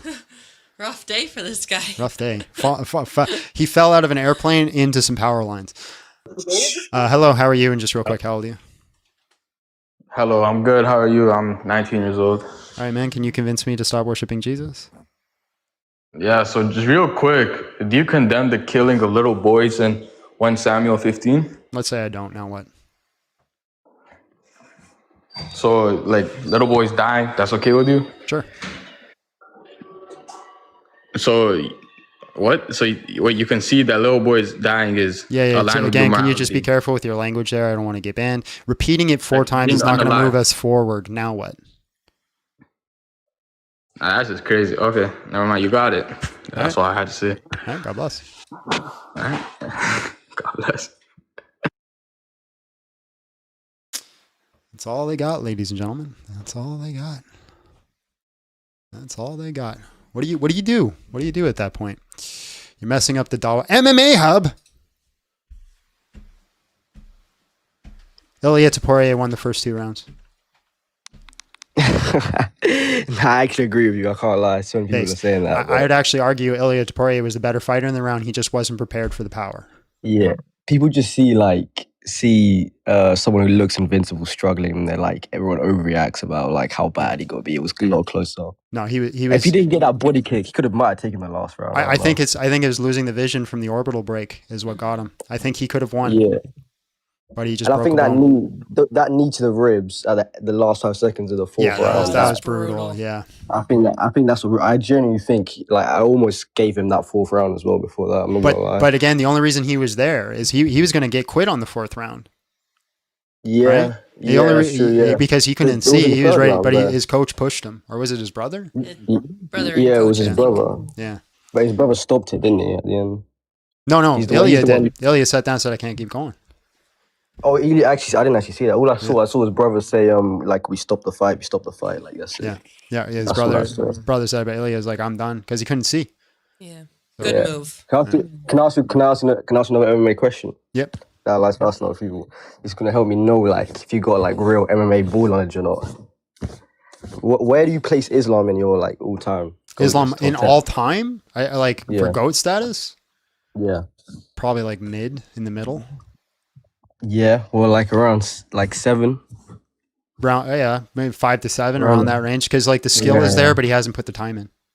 Yeah, I don't know. I think with Islam, a lot of his wins, they have like asterisks over them, don't they? Like, so like you have like Dustin Poirier who's coming off like he retired after his next fight, and the Dustin Poirier that Khabib, I actually have Khabib over Islam all the time because I Really? just think that yeah, I think- don't. I put Khabib down. I put Really? Khabib like 9. I'm a big Khabib guy. I can't lie. I think Khabib is criminally underrated, and I think his wins are aging really well right now. Like we're seeing like the Gaethje win is not because he fought the best, well, arguably the best Gaethje we've ever seen. I think.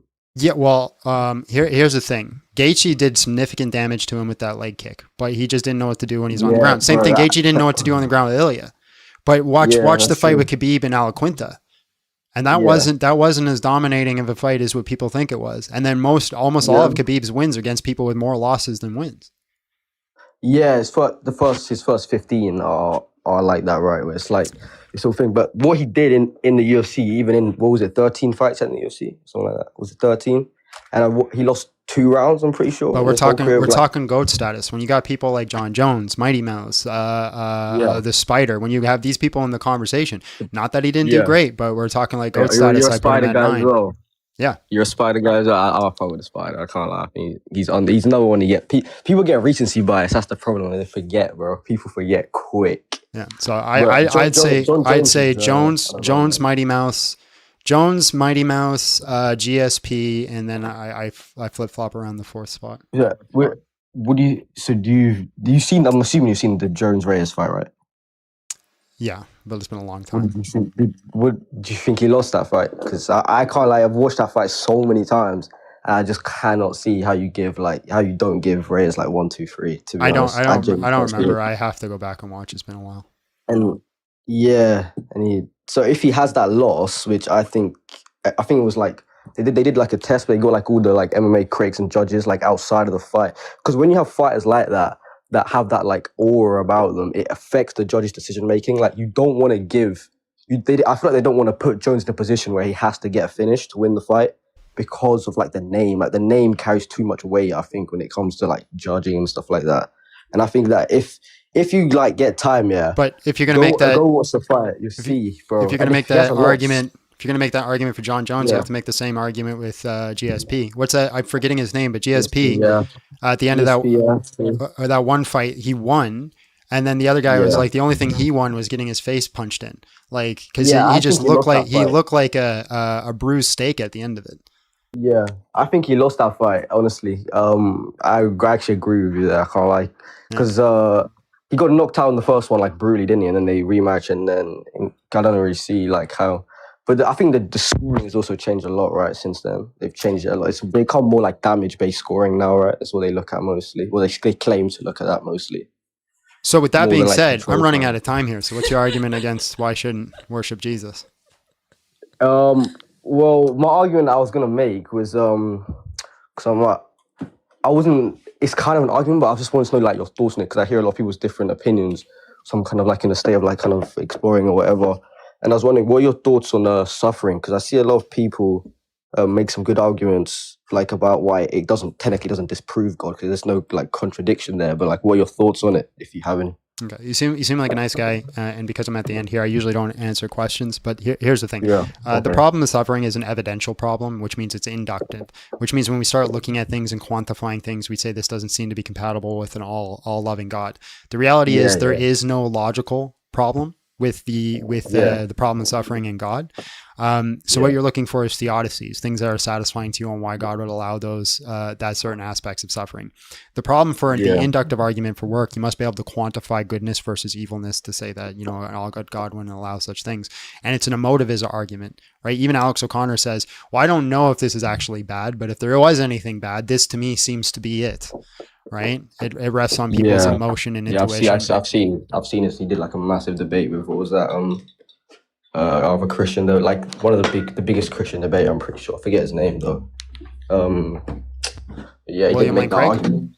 Yeah, that's it. William Lane Craig. He's the one who, because I was really struggling with that. I was thinking like, how can that happen? And then I saw him make the argument where it's like, there's not actually a contradiction there. It's more of like an emotional argument. It is, yeah. And when I thought about that, I was like, he is technically right. There is no contradiction there. So it's more you're just arguing like what you think God should be like in your own head, really. But well, Alex O'Connor is a self-proclaimed emotivist, right? He simply says that all morality rests on our emotions. So it's like it's an intuition pump. That's a tough argument to make though, because like obviously everyone has is born with different views on what is right and what is wrong. So how can you really? If you want, if you're actually interested in a book, it's The Darwinian Problem of Evil by John R. Schneider. They'll answer those questions for you. Thanks, man. Honestly, I just like to hear people's like opinions on that topic. It's pretty interesting. But yeah, I've seen a lot of your stuff, bro. I've seen your debate with that Muslim one, Aisha. I forget his name. You did that a while ago. Bad boy. Yeah. I watched that whole thing, man. It was so funny, generally to watch. But yeah, man, you got some good stuff on your channel, man. I appreciate what you're doing. All right, man, I'm going to let you go. I appreciate you, and thanks for being civil and talking to me about MMA. I love to talk MMA. So. John loves that. See you, bro. See you. Peace. All right. With that being said, folks, we're gonna call it there, and then I'm gonna look for Buddy to come up, and we can talk about that specific topic we're not allowed to talk about on TikTok. So if you're watching on TikTok and you want to watch us talk about that specific topic, come on over to YouTube at Big John Steele. Also, if you want to support the channel, you could do so at bigjohnsteele.com, BIGJONSTEEL.com. I know most of you guys spell my name wrong, so I'll spell that for you. And if you want to play the Dungeons and Dragons with us, join the Discord as well. Thanks to everybody who gives out the super chats for these lives that keep us going into the next live and the next live and the next live. We appreciate you. You're the reason that this channel keeps going, and we can keep doing the things that we do. We will be live again on Wednesday. Yes, Abby? No plans? Well, you said we were doing it. Yeah. What? You said we were doing it. No, there's no other things coming up on Wednesday? No, it's just Canada Day. Oh yeah, so yeah, we'll be live on Wednesday. It's Canada Day for us, so it's a celebration. So we might end it a little bit early so we can go watch fireworks. And yeah, with that being said, guys, come on over to YT again, Big John Steele, if you want to watch me have that conversation with that gentleman, if he's there. I'm not too sure, because we're getting a little tired of TikTok censoring us. And yeah, God bless. Have yourself a great day. Oh, our Father is in heaven, hallowed be thy name. Thy kingdom come, thy will be done on earth as it is in heaven. Give us this day our daily bread, and forgive us of our trespasses, as we forgive those who trespass against us. And lead us not into temptation, but deliver us from evil. For you are good, we are not. I ask that you bless everybody who came in today and had a conversation with us today, Lord. In Jesus' name, amen. Goodbye, TikTok. I can't wait until we can get like another platform that's easier to get guests up. Can't wait for that to happen. YouTube's got to get on that, like some sort of call-in system or whatever for YouTube, which would be great, because my goodness gracious, TikTok is just awful when it comes to those things. Abby, yeah, you'll complete that on the timestamps. After this will be a bonus, so you don't have to do any more timestamps. So you could take off whenever you want. Okay. But we'll see if we can bring him up. Oh, he's the first one up in the queue. Excellent. All right, sir. Why are you gay? Oh wait, hang on here. I'm getting like double feedback. All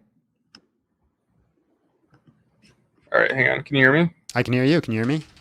Yeah, okay. Because I've never done this before, so I had the live playing on YouTube while you were also talking to me. So it was like happens. Yeah. Why am I gay? Yeah. No, I'm not gay.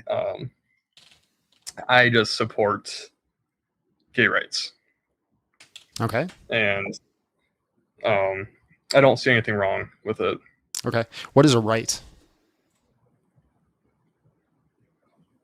A right is to participate. I would define right without looking at a dictionary off the top of my head. A right is a thing, a societal thing that is created so people can participate in societal luxuries, such as voting, not being fired for being a certain way, and other luxuries. Okay, so is a right, like, is it subjective or objective? Like, do we inherit rights, or are they given to us based off the society? I would say it's subjective. Subjective, okay. So what's wrong with me simply just taking those away? Because I think you're depriving a person. Well, that's a loaded question, actually. So, I guess, why would you take them away? Or are you just asking? Well, let's just say at the end of the day, I take it away just because I think it's icky and gross. Yeah. Yeah. Take away because you think it's icky and gross. Yeah. I think that you would be depriving a certain group of peoples without the luxury to participate in a society without a explanation or a good causative factor. Okay. Do you think that twin brothers, can enter into a homosexual relationship? I think that would be incestual. Yeah. Can you give me a reason why that's wrong outside of you think it's icky and gross? Yeah. Why I think it's wrong is that we have scientific evidence or testimony, if you want to say, that incest can cause. Well, they're brothers. Yeah, but incest can cause a lot of different issues. I can't remember the royal family that was in England. Yeah, but they God. can't have children. They're brothers. Yeah, but incest. I mean, yeah, they're brothers, but incest it causes harm to the body, right? What harm is it going to cause to them? Oh, I see what you're saying. Yeah. I think that's a good question, but I think we're shifting the goalposts here a little bit. No, it's testing the epistemology, because you said that, so it's a reductio, right? We're granting the conclusion, we're working back and changing the premise, where the premise still has the same mathematical standard, but and seeing if the conclusion follows. So you said I can't say homosexuality is wrong because it's icky and gross. So I'm asking you the same thing. Can you say that brotherly incest is wrong without saying it's icky and gross? Because if you can use that standard, it's icky and gross, then I should also be able to use that standard.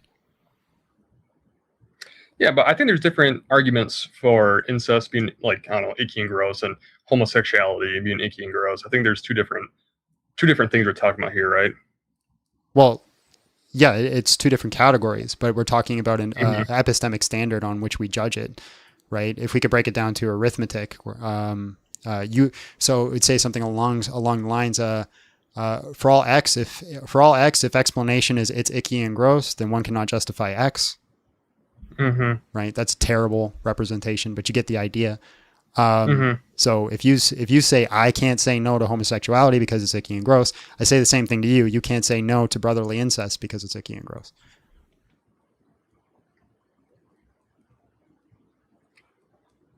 Yeah, I see what your point is. Yeah. But I would argue that you may believe homosexuality is...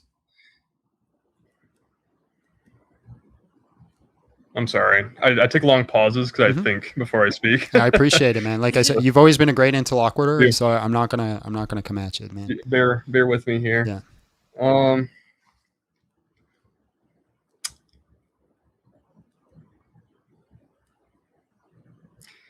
It is subjective, yes. And I think that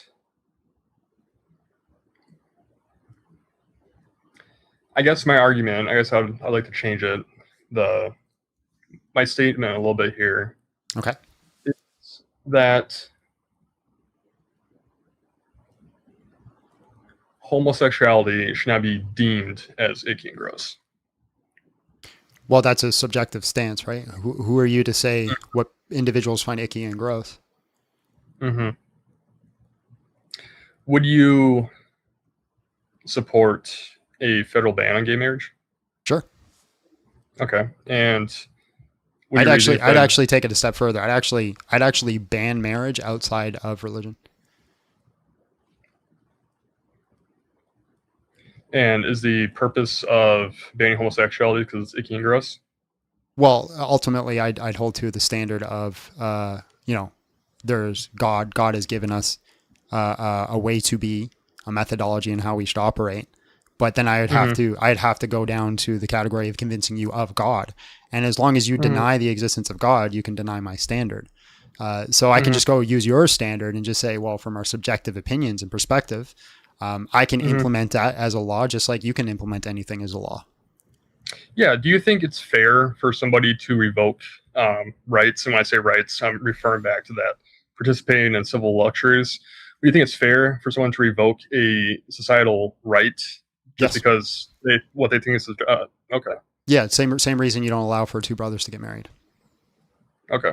Yeah, so if we're talking about fairness, it's actually unfair to the two brothers that they can't get married, but two men outside of the family can. What do you think let's say you're a president, right? And you voted a federal ban on gay marriage. Do you think that would be a good thing overall for society? Well, yeah, because I'm religious. But if we're talking outside of religion from a secular point of view, there is no good. It's simply preference.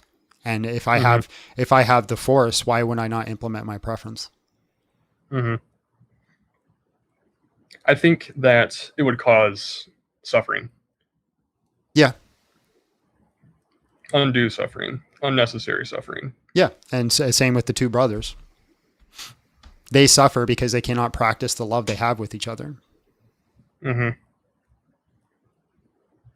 Yeah. I can already see the stalemate coming here. Interesting point of view. I've never argued with somebody that had that point of view. It usually goes along the lines of something a little bit more emotionally tied, emotionally driven.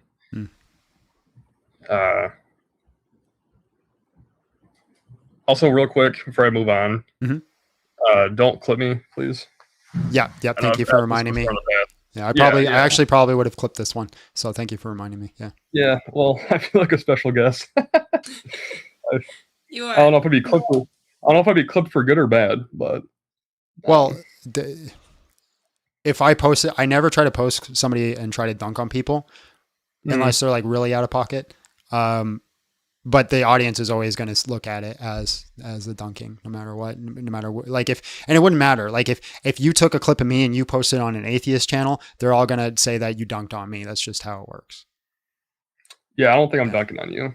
I don't think I've like even come close to winning a single argument, but it's still fun nonetheless. Yeah, and that's honestly, I think your mentality towards argumentation is the way everybody should have that mentality, right? Like, I actually wish there was more freedom in that. I wish I had more liberty to go up against people who I think would absolutely wreck me, and just like be able to engage in that without having to worry about 3,000 clips coming out. Yeah, that's why I don't have to be clipped. Yeah. Yeah, I guess my point of view, it is subjective, and I guess why I would move on from this is, for the sake of the argument, let's say God did the emotions I have in the morality compass I have is imposed to me by God. I would view that a ban on homosexuality would cause suffering. It would be bad. With the morality imposed on me by God, I deem it would be bad. And I just don't foresee it benefiting any group. Yeah. Other than just causing. Yeah, if we're going to take the Christian paradigm, the Christian paradigm says the heart is deceitful above all things. Mm-hmm. Yeah. What is your position on people who are born gay? I think people are born with complications and disordered states all the time. Mm-hmm. So, but a disordered state does not mean that that's one ought to be, right? People are born with a tendency to be like being a psychopath, which would lead them more towards being like serial killers. That does not mean one ought to be a serial killer. Why would God have someone born as a homosexual or serial killer or a psychopath if he can actualize an existence without them being born into those struggles? I don't know.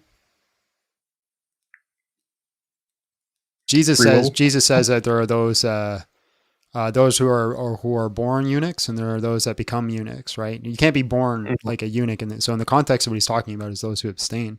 It could very well be possible that people who are born homosexual have a calling to serve the church rather than themselves.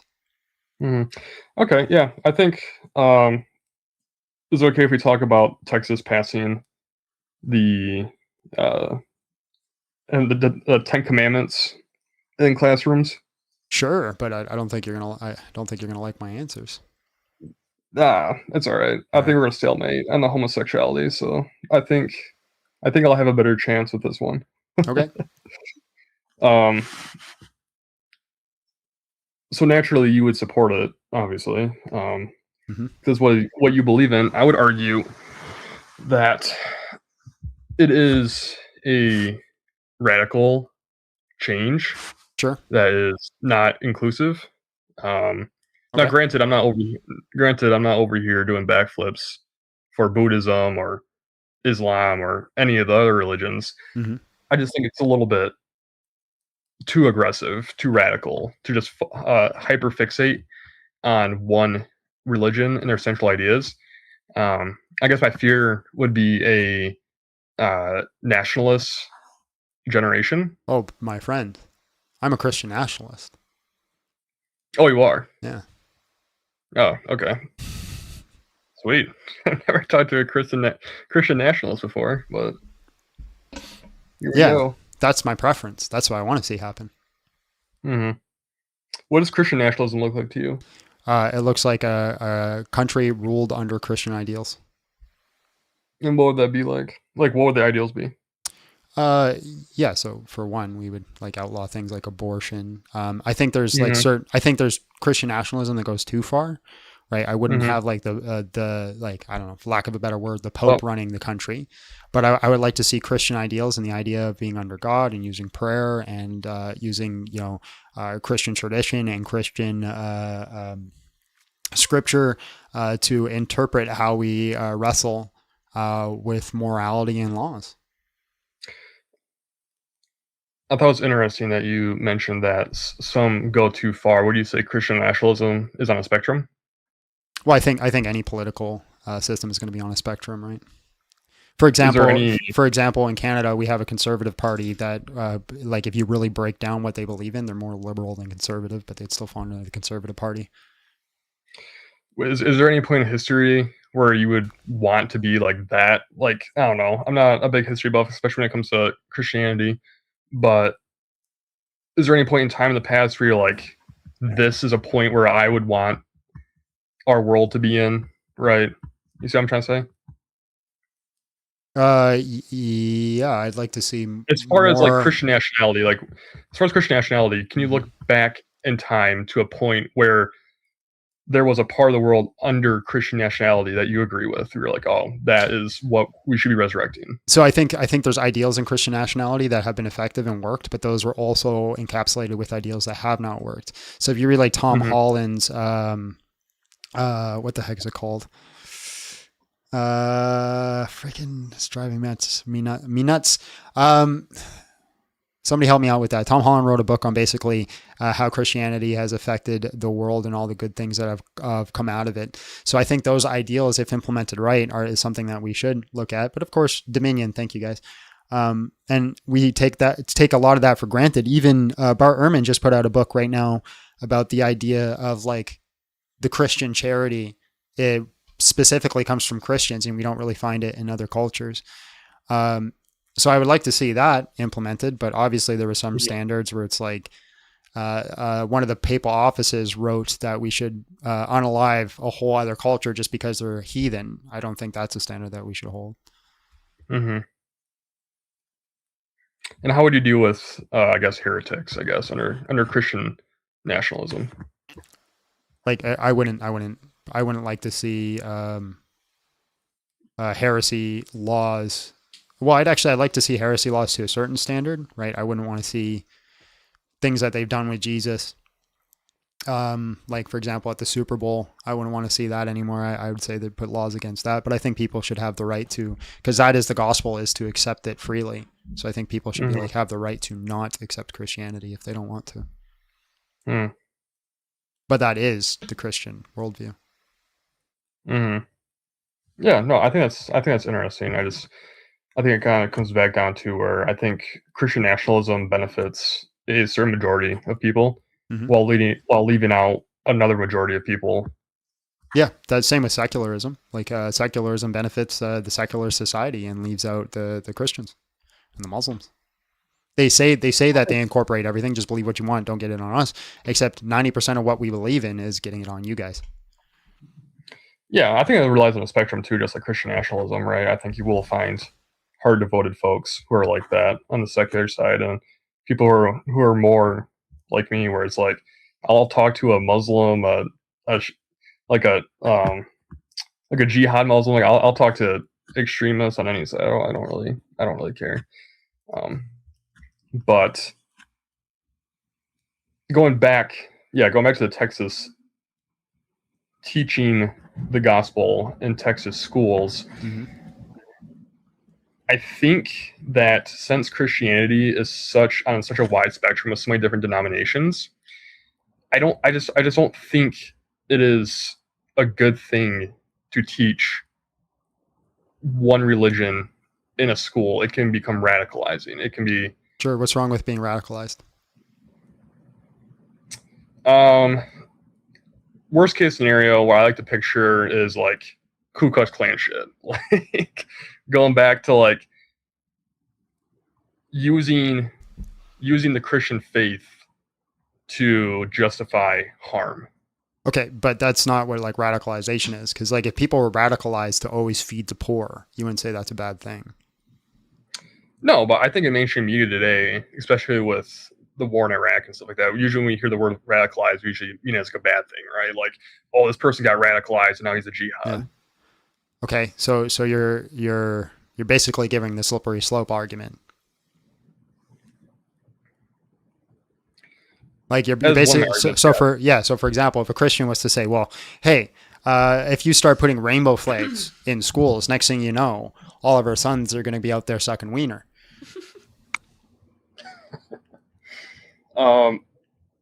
Yeah, and I think also when we look back in history, sorry, I'm moving here.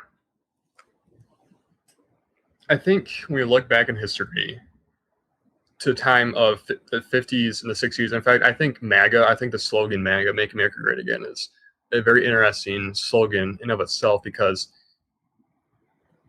I think we're going back to a time, people want to be in a time, right? They want to be in a place, in a nation where it benefits their majority, whoever that be, right? So well, I think that's presupposing that Christians don't actually believe in Jesus as God, because we don't want Christian worldview because it benefits the majority. We want the Christian worldview because God is good and God is king, and we want the king to rule. And what would you do? And I mean, I guess in a Christian world, a lot of people will lose their rights. Again, rights are just subjective things that we give arbitrarily. Yeah, but I think rights can... A lot of people are going to gain rights too. For example, the unborn will gain the right to life, which is an astronomical high number. Yeah, I have strong opinions on abortion, but I'm not going to talk about that. Well, I'm just saying, right? If we're talking about rights, people will gain rights and some will lose rights. Sure, yeah, but that is any political system. But why not strive for a world where there's equality, where everyone, it doesn't have to be black and white. We are equal. Yeah, that is the world we strive for. We can all equally do the same things under Christ Jesus. Yeah, but if Johnny wants to kiss Bryson or something. Yeah, that's not inequality. That's equality, because I also can't kiss Bryson. We equally can't kiss Bryson. Yeah, but if Johnny is born gay, because you admitted yesterday that people are born homosexual, sure, that is a tendency that he has, and there's no harm being caused by it, other than going against the Christian faith, which I find it hard to justify. But it's still not unequal, because we both equally can't kiss Bryson. Yeah, but you don't have homosexuality. How do you know? Tendencies. Sometimes I think the boys are cute. Maybe you do. But, or for example, gender dysmorphia, that is on the DSM. That is like an actual I'm trying to think of a word here to say. That is a mental fixation. That is. Yeah. But the thing is, again, you're just bringing up people who are in disordered states and saying they should have a right to their disordered state. I don't get why we don't do that. I don't think that would be, and this is good. I like where this is going, because now I don't think that would be a disordered state. Okay. So in an ideal world, what are humans inclined towards? I see where this is going. You're going to argue that we're for reproduction, and which is true. Yes, we evolved for reproduction. Right. However, I think there's homosexuality is always, and transgender dysmorphia, I'm going to refer it to, has always existed, right? Sure. So like Romans are a very, very popular. Greeks were also into that. But just because roses grow without petals doesn't mean that's the way a rose is supposed to be. Yeah, and I think that we have a luxury where we have brains now, and we can not be knuckle dragging barbarians that solely want to reproduce. We now have a luxury where we can go, okay, guys. Sure. So a human who's born with the inability to walk, like they have spina bifida, is that an ordered or disordered state? I'm sorry, can you say that again? This person, like a human that's born with like spina bifida, they have the inability to walk. Is that an ordered or disordered state? I think that physically it would be disordered. It's disordered. Okay. Now, here's your argument. But people with spina bifida have always existed. Yeah. Okay. So just because they've always existed doesn't make it ordered. I guess it depends on what you define ordered as. Yeah, to operate within one's nature. Yeah, and homosexuality is, I mean, you're just operating in their nature, right? So if all humans were homosexual, would humanity thrive or fall apart? I think that is. I see what you're trying to get at, and it's a very common argued state. Mm-hmm. But just saying the world would fall apart if everyone was gay doesn't justify homosexuality as being disordered. Well, yeah. So if the human populace is evolved towards reproduction and populating, and then the human population stops reproduction and populating, you would say it's disordered. It's no longer operating in its nature. Yeah, I think that is how you describe disordered, right? Yeah, okay. So if all of humanity stops operating within its nature, and you say it's disordered, why do we make special pleading cases if it's an individual case?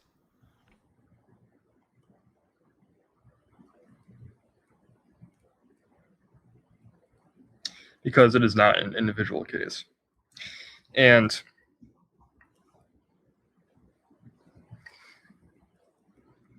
kind of going back to what I said earlier is yes. Like, for example, if everyone had like cancer or something, right? Some ailment, yeah, it would be bad. But for society as a whole, but that doesn't justify. We're not talking about justification. We're just talking about categorizing, right? Yeah, humans with cancer, even though like lots of humans get cancer, we would say cancer is disordered. Mm-hmm. Yeah, I'm just gonna be honest with you. The reason why I tread so lightly with this is because there's a vast history of. Now I'm gonna use the word correctly here. There's a vast history of suffrage, and time again throughout history, it is shown that when you categorize a people such as homosexuals as icky, gross, or disorganized, it usually promotes hateful acts such as murder, beatings, institutionalization. Right? Yeah, but that's consequentialism. That has nothing to do with truth. You're just saying if I say these things, it's going to lead to this consequence.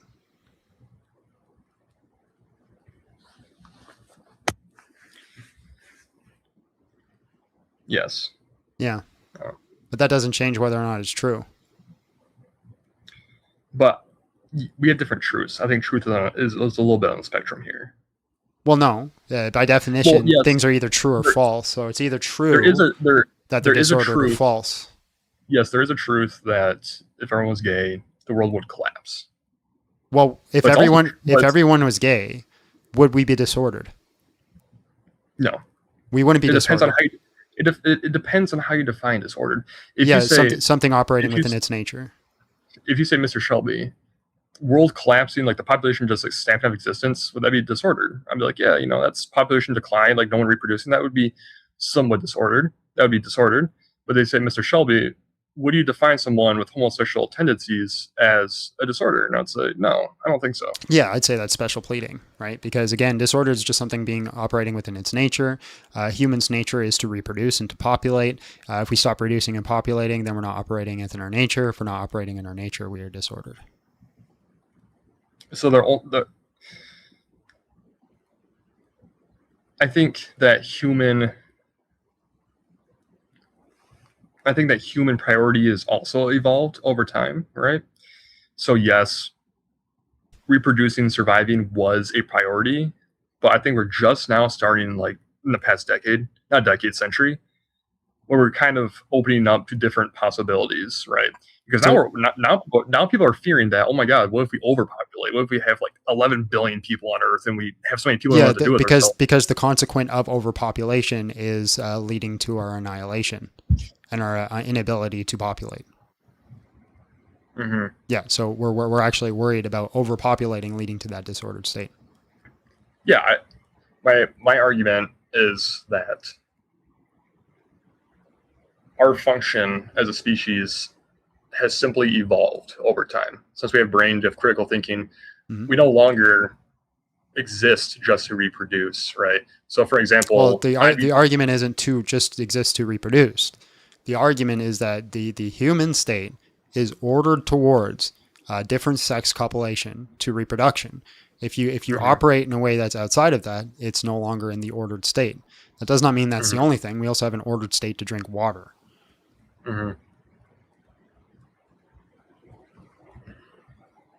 But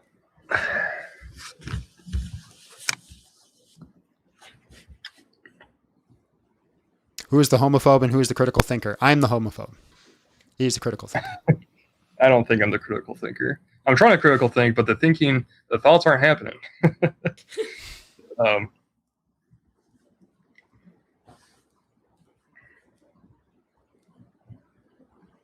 now we've been debating so long about the ordered state, I forgot the reason we brought it up. Yeah, we brought it up because we were arguing about Texas teaching in public schools, and then we talked about Christian nationality, then I brought up that would bring suffering to a group of people, homosexuals, and then you brought up disordered and non-disordered states, and then we kind of evolved that route. John, we're off TikTok, Funky. We left TikTok to have this conversation. Yeah. Which thank you for that, because I think this is really interesting. Sure. I think we're reaching a stalemate here again, because I'm holding firm that the function of humanity has evolved over time where we no longer need to focus on just reproducing. And then we have luxuries like rights. Like rights have only been a thing for not that long at all, but it exists now. It's a luxury. It's something that we can focus on. Yeah, but you're just talking about like our ability to do things. Like we can focus on different things. We didn't need to focus on reproduction back then either. You didn't need children. Why did you need children? Yeah, I think needing children, I think I'll definitely counter argue there. Back in the day, mortality rate for infants was extraordinarily high. So you need like 10 kids, maybe 3 or 4 would survive. Usually people worked as laborers, right? So you go back to peasants and kings' days. Usually you needed a lot of kids to work on farms to sustain yourself. That also meant you had more mouths to feed. So you need a bigger farm. Yeah, no, exactly, right? Yeah. And that was just the way of life. We're now today with a capitalism society. But I'm just saying, what is the separation between like humans back then? If we're just talking about desires, what's the difference between back then and now? If they simply desired not to want to have children, they wanted to be all. Let's say everybody 6,000 years ago all wanted to be homosexual. You wouldn't say that's wrong, you would say that's wrong because like it's a different populace. But today it isn't. Why? I'm sorry, can you repeat that? Yeah, so you're saying it's different back then. Back then we had an actual reason to make children.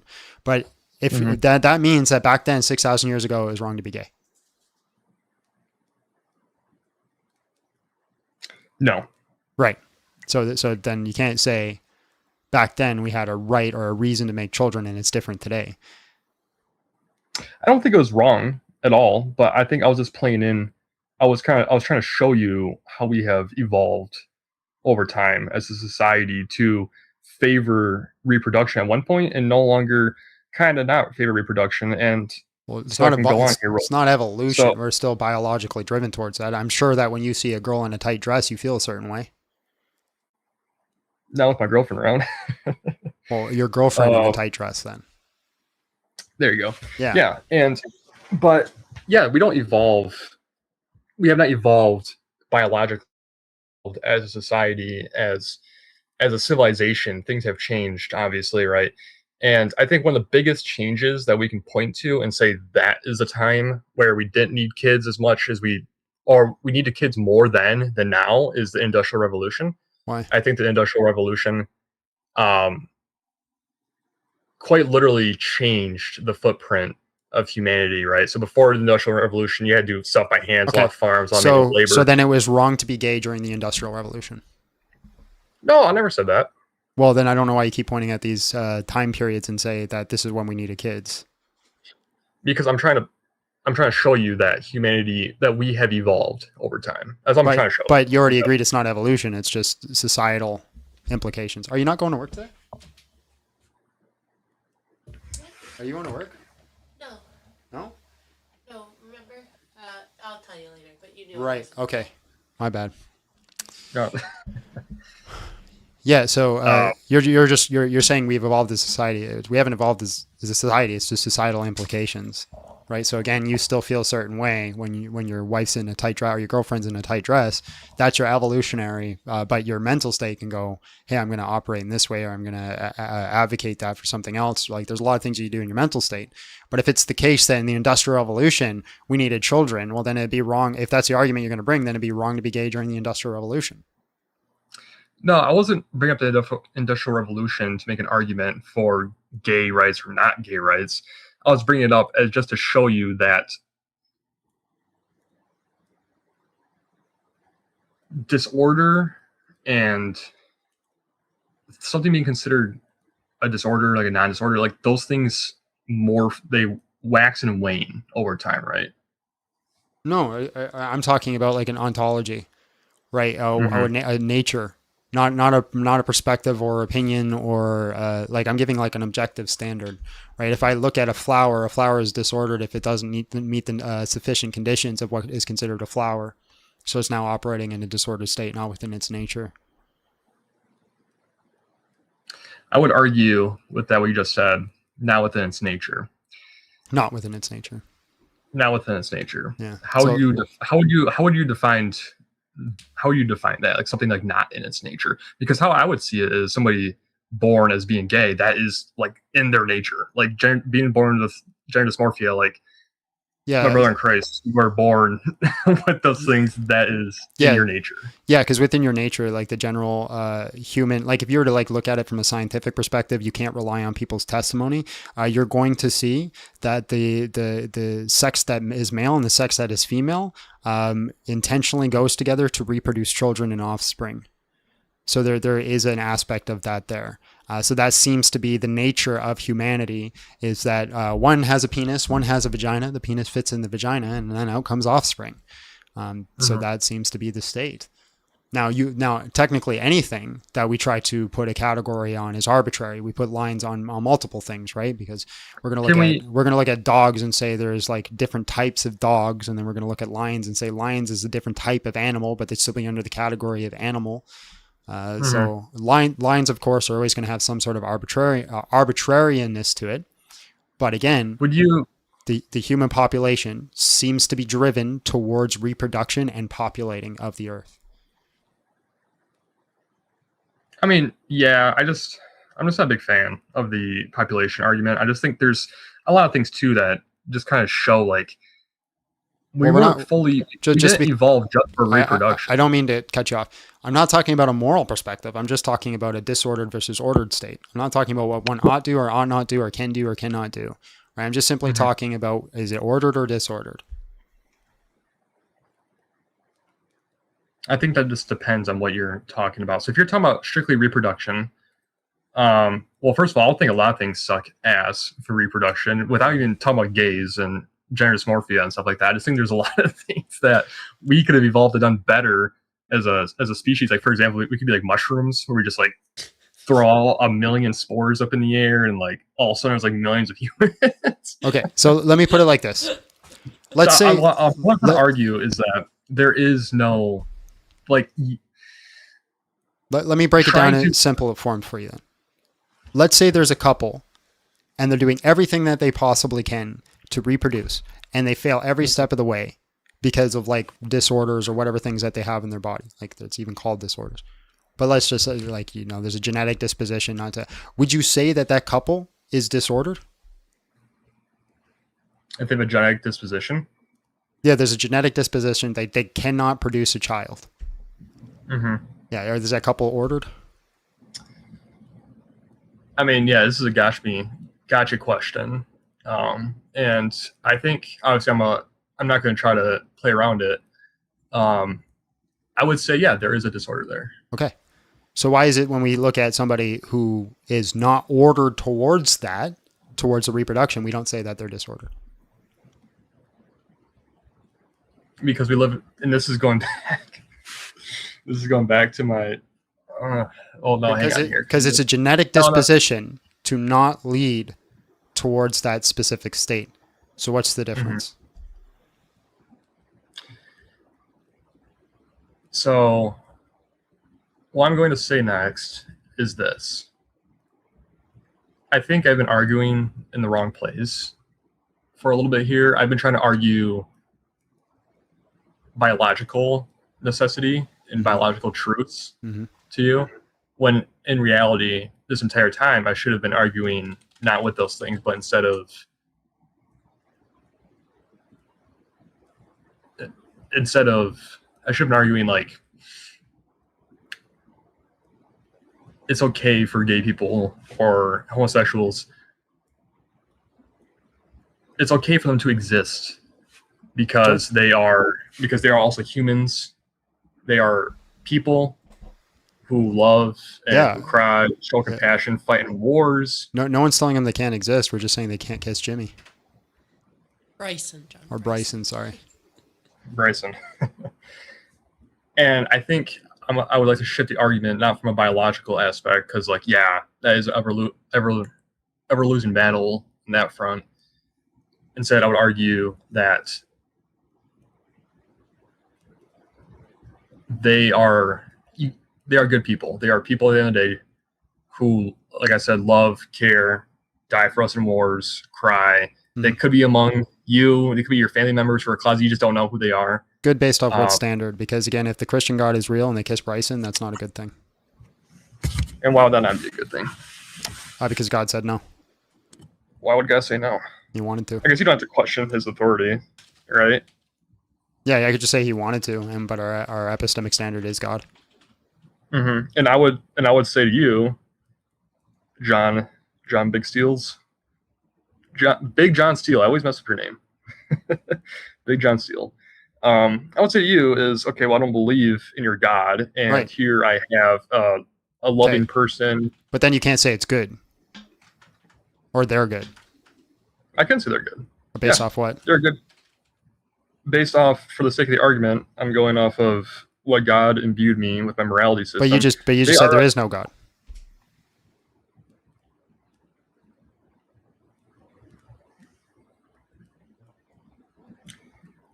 I only said that for the sake of the argument is because you're trying to drag me into morality. Well, because you said it was good. Good has a moral implication. Mm-hmm.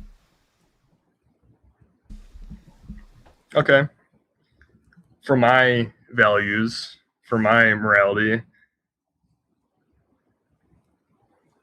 I would say, John, this person, I deem them good. And I think looking at your faith, you would also deem them good. No, because they're gay. They are good.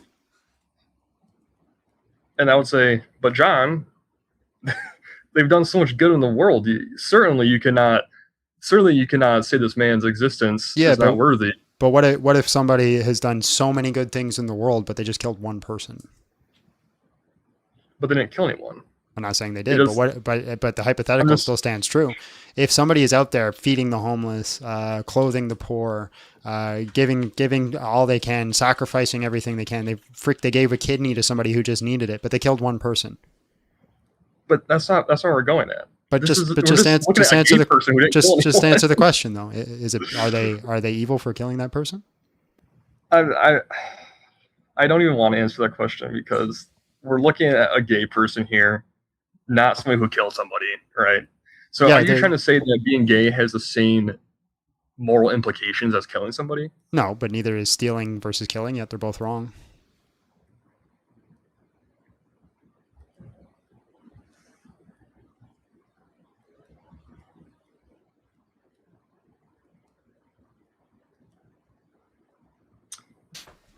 I can use anything that's considered wrong. I could say somebody is a good person 99.9% of the time, but they only steal once a month.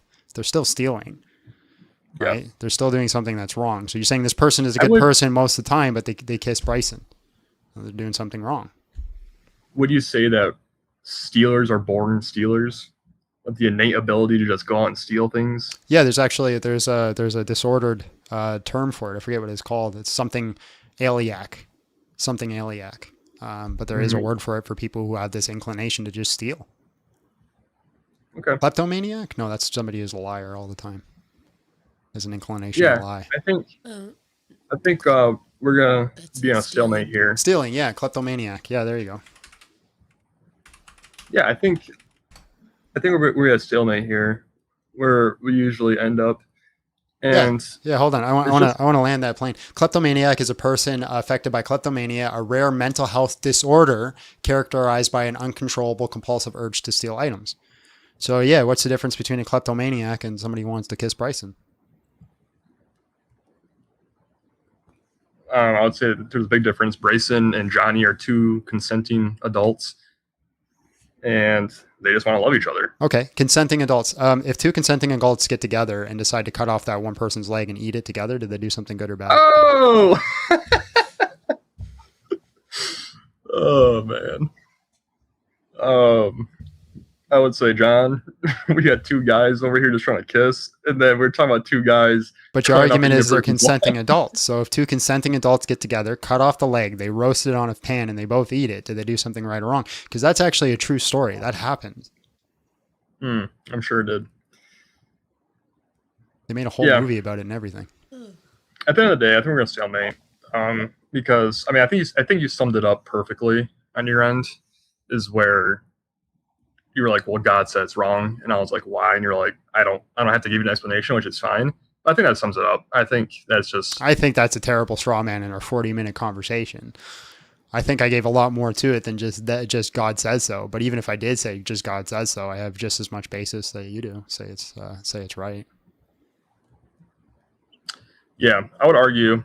I mean, my argument just goes back to history, right? Look in the past. I mean, every time we try to implement something against homosexuality to try to cure them, institutionalize them, it always ends up being a horrible, horrible human health crisis. Or not human health crisis, but just a human crisis in general, right? Yeah. I'm not saying we should try to cure them. I'm just saying don't kiss Bryson.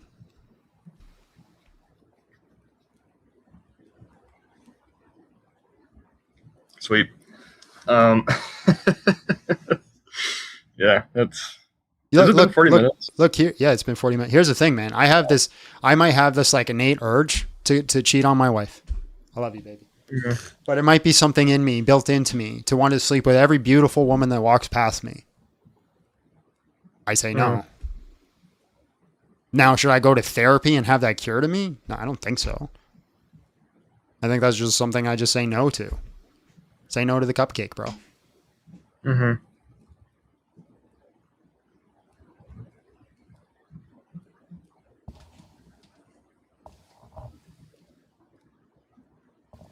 All right, man. 40 minutes. You got anything else? Yeah, no, I'm sorry. I was thinking. I tend to get pretty quiet. Yeah, no, that's it. I guess. What would you rate? How good did I do this time? Like on a scale of 10. On a scale of 10 of. Like in debate technique or in just conversation or what? I don't know. I guess debate technique. 3. Damn, 3. Yeah. That's messed up. But in like being an excellent interlocutor and somebody who wants to like learn and grow, like a 10. And like you give it time and you'll be wrecking people. Yeah, right. I mean, you've been doing this for a few years, right? Yeah. And I'm pretty low tier as well. I may be like a 4.5. What do you give Alex? Alex is a 7.5. Yeah, she's pretty good. Yeah, I don't know about like I know a little bit about like logic, right? Like philosophy logic. Yeah. It's just that when people start pulling up the terms, I'm usually just lost. I have no idea what I'm talking about. People in the chat are asking you to join the Discord, so that's an open invitation if you want it. Yeah, I'd like to join the Discord. I mean, I just find it fun. So I major in accounting. So when I'm crunching numbers all day, I like to hop on here and just argue for the sake of arguing. Also, I think it's interesting too, because I've had these ideas for many years now, but I've never been able to voice it or argue against somebody. So it's interesting to see what I think would be a good argument against someone who actually knows what they're talking about and see how it pairs out. Well, go talk to Ian, because Ian's gay and he's a pretty smart guy, so he might give you an argument on that front. Very nice. All right. Well, I will see you later. All right, man. God bless. We like Shelby. I'm glad we had that conversation. All right, folks. I think that's a good time to end it. We went way longer than we planned to today. We also started a little bit later. That's okay. I appreciate everyone hanging out. I appreciate everyone doing the super chats. Once again, if you want to support us, bigjohnsteel.com. If you want to buy me stuff, we got a Amazon link down below as well. The stuff that we're going to put towards the computer in the studio to help it improve and help it grow. And what am I missing? Join the Discord, do that. And outside of that, guys, we love you all. God bless.